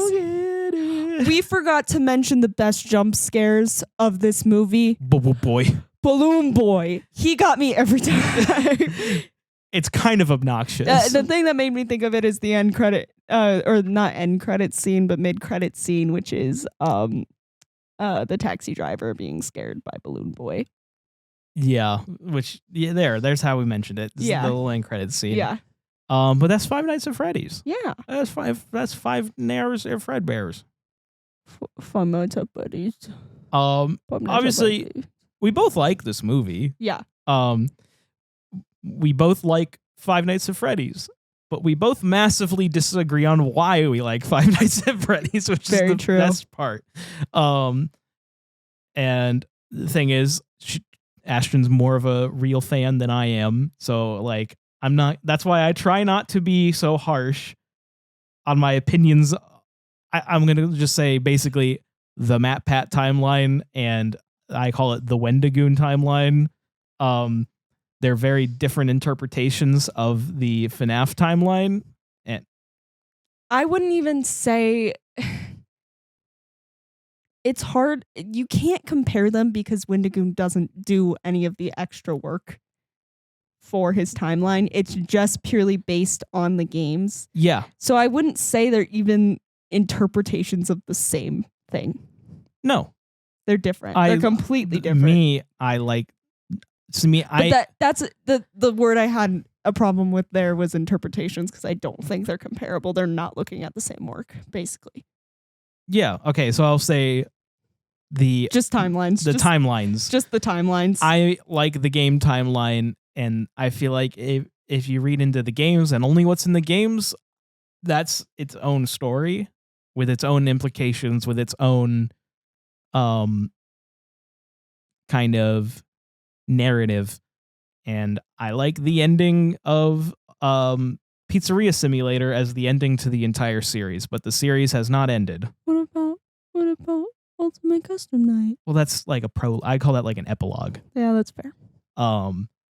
That's, William Afton's fate in basically hell purgatory. William and Cassidy. Yes. Well, Cassidy's holding him there. Yeah, but in doing so, she never allows her soul to rest. Yes. So it's like it's so good. It's like a double like. Oh. Now, like, it's kind of gorgeous. It's like the most gorgeous thing that Scott's ever done. And that's why I just like that as that's the end. That's the story.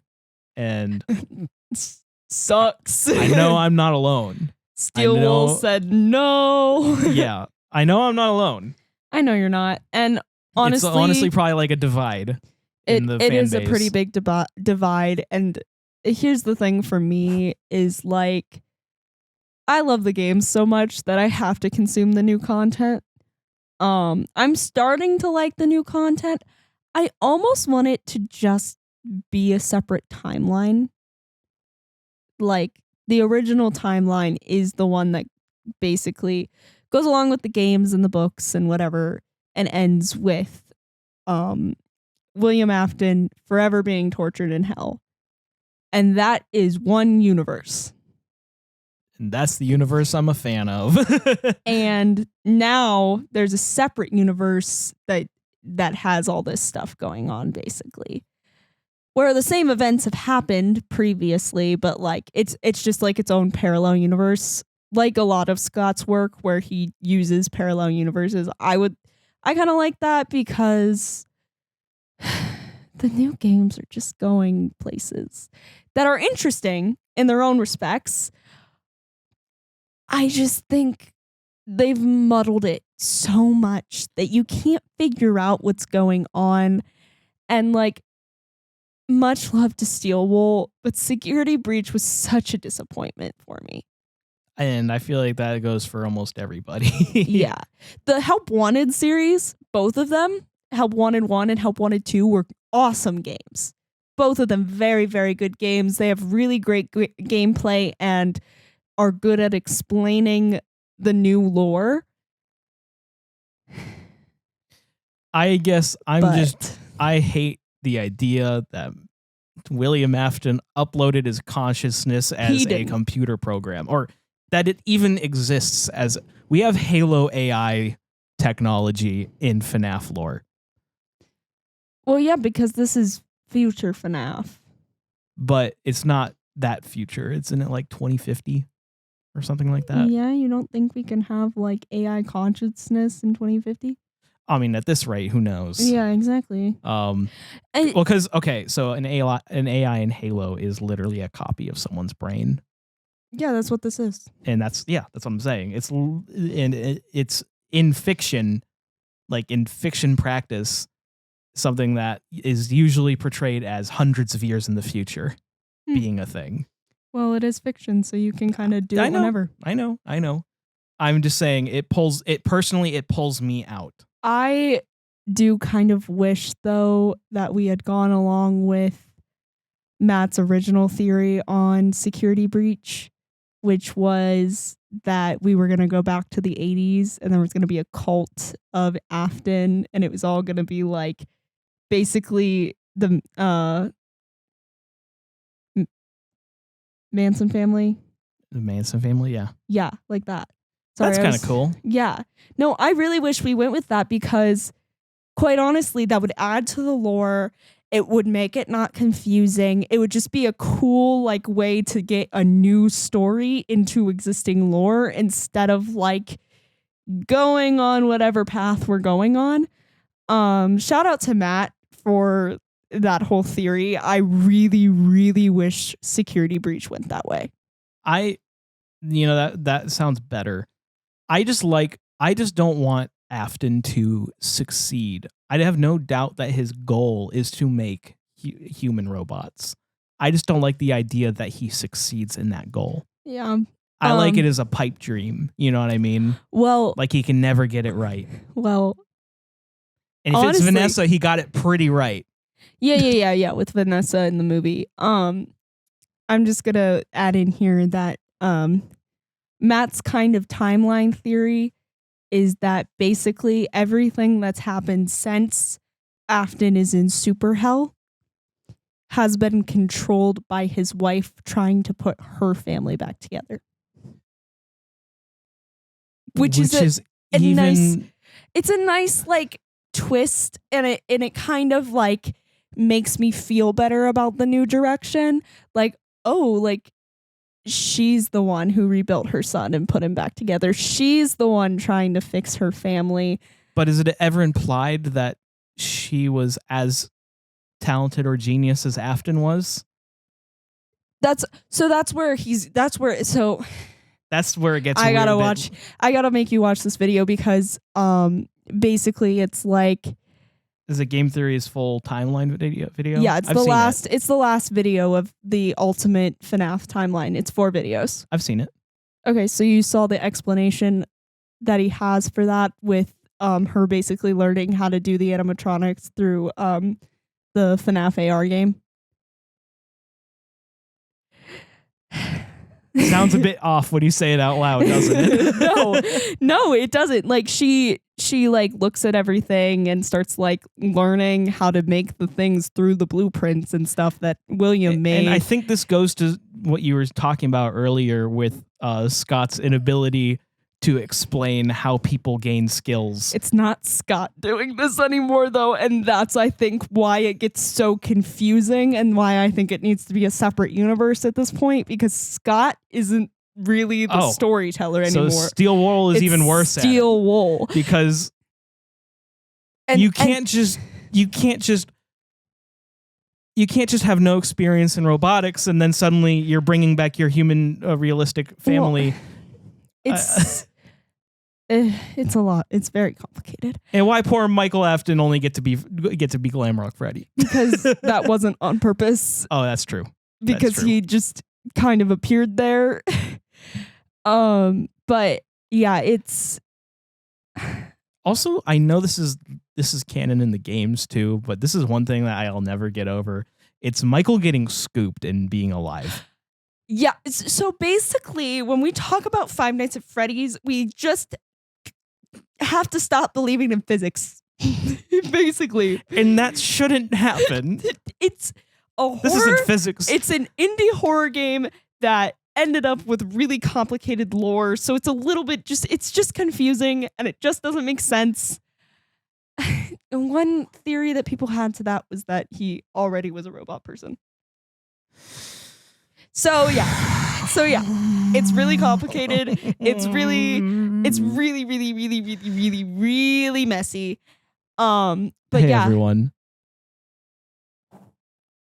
By everyone, I mean you. How many pizza slices? Pizza slices? That's so lame. I had something and I lost it. We gotta come up with a different one. Pizza slices. How many remnants out of 10? I don't know. You come up with one. FNAF's your thing. FNAF is my thing. I gotta find some very obscure reference. Let's go with, how many Sparky the Dogs do you give this movie out of 10? This movie, I give a solid 7 Sparky the Dogs. Oh. I like it. 7 is a passing grade. But there are some things about it that aren't quite to my tastes. I love that this movie exists. I think it's a great gateway horror movie. We haven't had one of those probably since Poltergeist. Or Goosebumps, if you count Goosebumps. No, that's more. I mean, it is gateway horror, but I mean, like, it is in fact a horror movie. Mm. Goosebumps with Jack Black or Goosebumps in the 90s? Goosebumps with Jack Black. Yeah, that's not really a horror movie. That's more of a movie with spooky scenes. Spooky themes, rather. Got jump scares. Yeah, but it's PG. All right, whatever. But gateway horror. There's not a lot of it that like actually scratches a horror itch, but also you can show to like your preteen kid or even younger, maybe if you're careful. But at the same time, I wish it had a little bit more of an edge to it, but that's just me. I'm glad this movie exists in the way it does because I think it fills a role that a lot of horror movies do not these days. But yeah, 7 Sparkies. All right. Well, I'm gonna give this movie 8.5 Sparkies out of 10. Just because it actually exceeded my expectations when I saw it because I'm as you can tell, a huge FNAF nerd. And I've always loved the lore. I've always loved the series, and this movie did what I wanted it to do, and it brought me in, and it just brought the whole world to life without like, what's the word I'm looking for? Like ruining it. It brought the whole world to life without ruining it, which is what I thought it was going to do. I thought it was going to ruin it. Nice. Yeah. Now, before we head out, we do, of course, want to do our weekly Q&A. We're going to kind of rapid fire here because this episode's gone very, very long. But yeah, of course, we got to get to our Discord and answer some of these questions. If you would like to leave questions for us to answer, you can head over to discord.gg/Jumperscape and you can get your answers to your questions on this very podcast. Please ask FNAF questions. I want to answer them. She wants to answer FNAF questions. I really do. But I looked ahead at these at a couple Q&A questions recently, so I'm really excited about these. What horror video games would you like to see adapted into a TV series or movie trilogy? Asks Mr. Potassium. Potassium, I love you, man. I think Poppy Playtime. I think Poppy Playtime would make a really good TV show. Okay. We're going into the mascot horror genre a little more. I like them. I love the mascot horror genre. That's a good answer. My answer is Amnesia. Ooh. I think that would be awesome. I'm surprised that hasn't happened, actually. Me too. I feel like there has to be a pitch out there that just didn't make it. Be. But that's my personal opinion. Is definitely Amnesia. That'd make me happy. If not, this is not technically a video game series. It started as something else, but an SCP Foundation movie. Mm-hmm. That would be really cool too.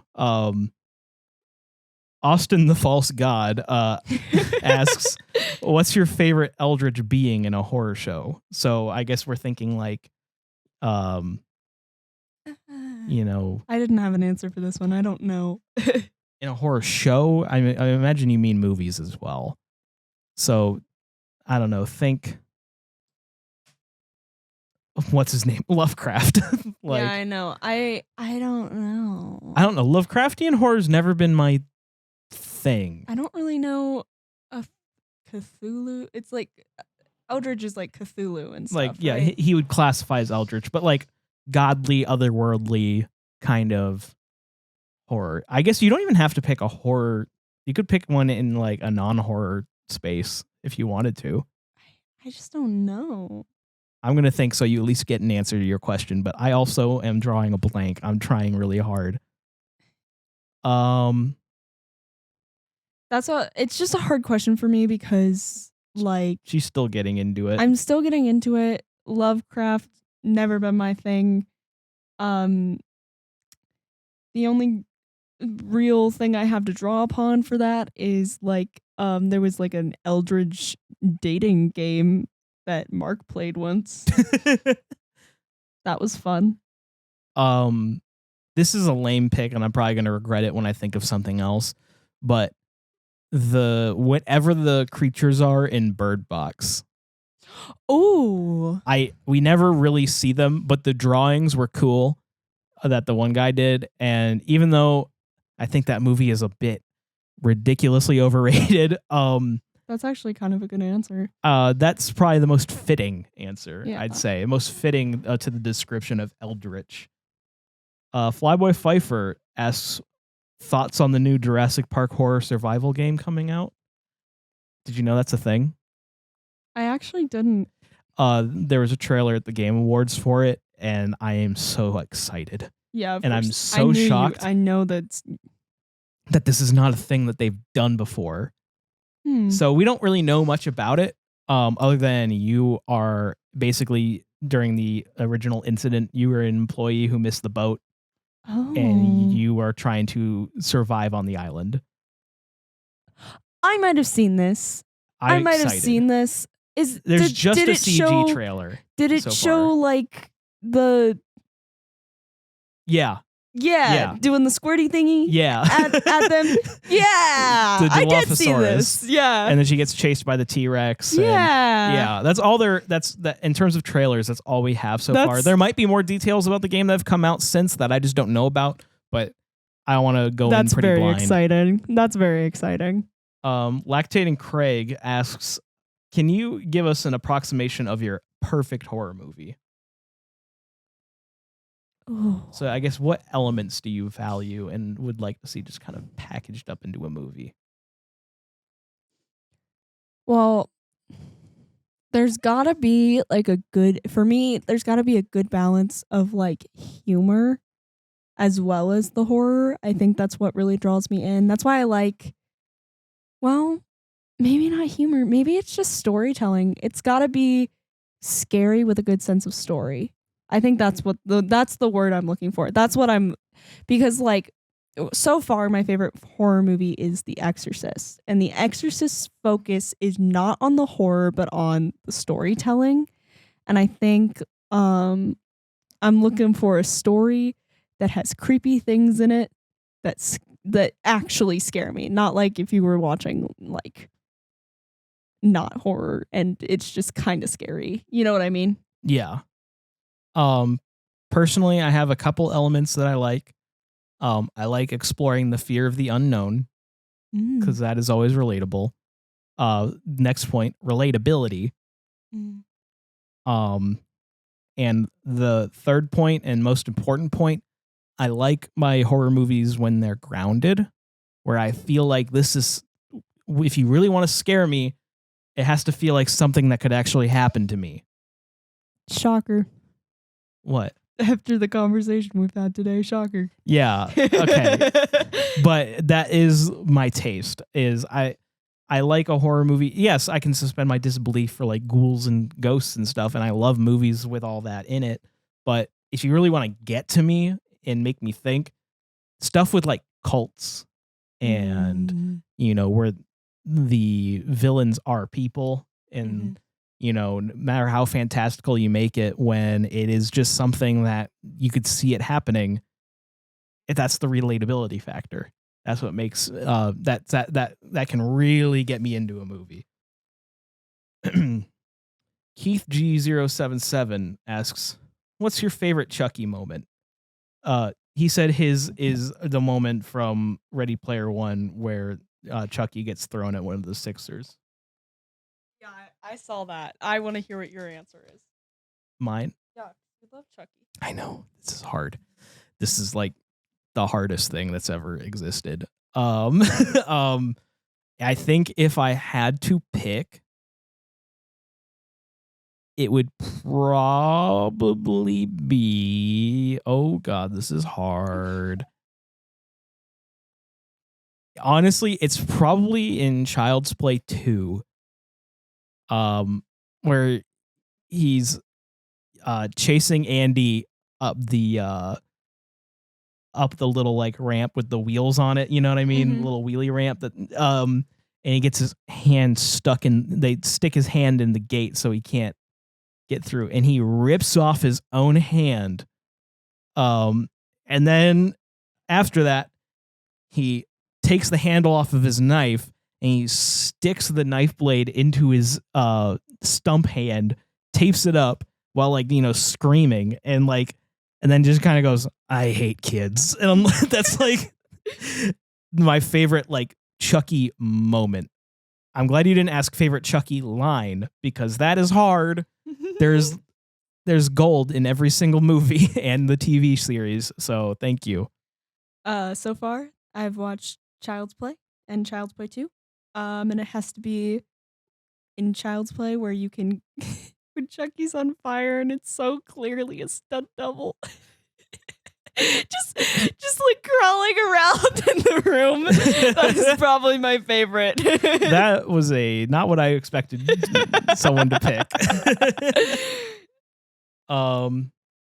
But yeah, that's all we have time here for today.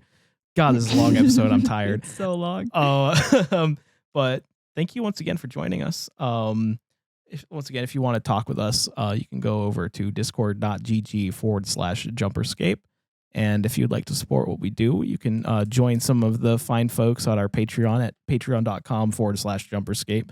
Find people such as Alphabet, who is Potassium, Jacob Adam, Woo! Dark Salad 42, Dick Hammerbush.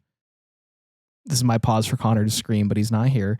Hounds of Meath, It's Default 456, Lactating Gator, Mando, Seth Rutherford, Cool Blaze. By the way, shout out Default, who got us a really cool light up neon sign that says Jumperscape. I had to bring that up. But yeah, Seth Rutherford, Cool Blaze, Kyle Hooley, Mobaget Yalin, Spartan Habuko G156, Vic Slipstream 19, Vermin, Addy, Connor Clark, Dylan, Gareth Vicarian, Lactating Milk MT, Mass the Merc 664, Perplexed Panic, Preacher, The Lactation of Mercy, Brennan Pfeiffer, Sky Cairo, Eliza, JX O'Malley, Keith G077, Oddball here, Taylor, Osio DST, Damian Groth, Dr. Lactator, Drew Ledbetter, Ginger Bolt Head has, Hayden Hamilton, It's Default 2.0, Lactating Snake Nipples, Mando 2.0, Pity 104, Prophet of Tom Cruise, The Goob, Throne of Lactating Woe, Tyler Neal, Wraith, X3tian, did you say the alphabet? It's Potassium again. Scar, Keegan, and of course, last but not least, Warm Applesauce, otherwise known as Ungoy Food Nipple. But thank you once again for joining us. It's been a blast. It's been a very long time. But this is a very dense topic. So thank you for being patient, sticking with us to the very end, and we love you. Bye. Bye. Thank you for joining us this evening, stranger. If you enjoyed your time with us, please consider supporting us at patreon.com/Jumperscape or join the community at discord.gg/Jumperscape. We thank you for your listenership and hope you enjoyed.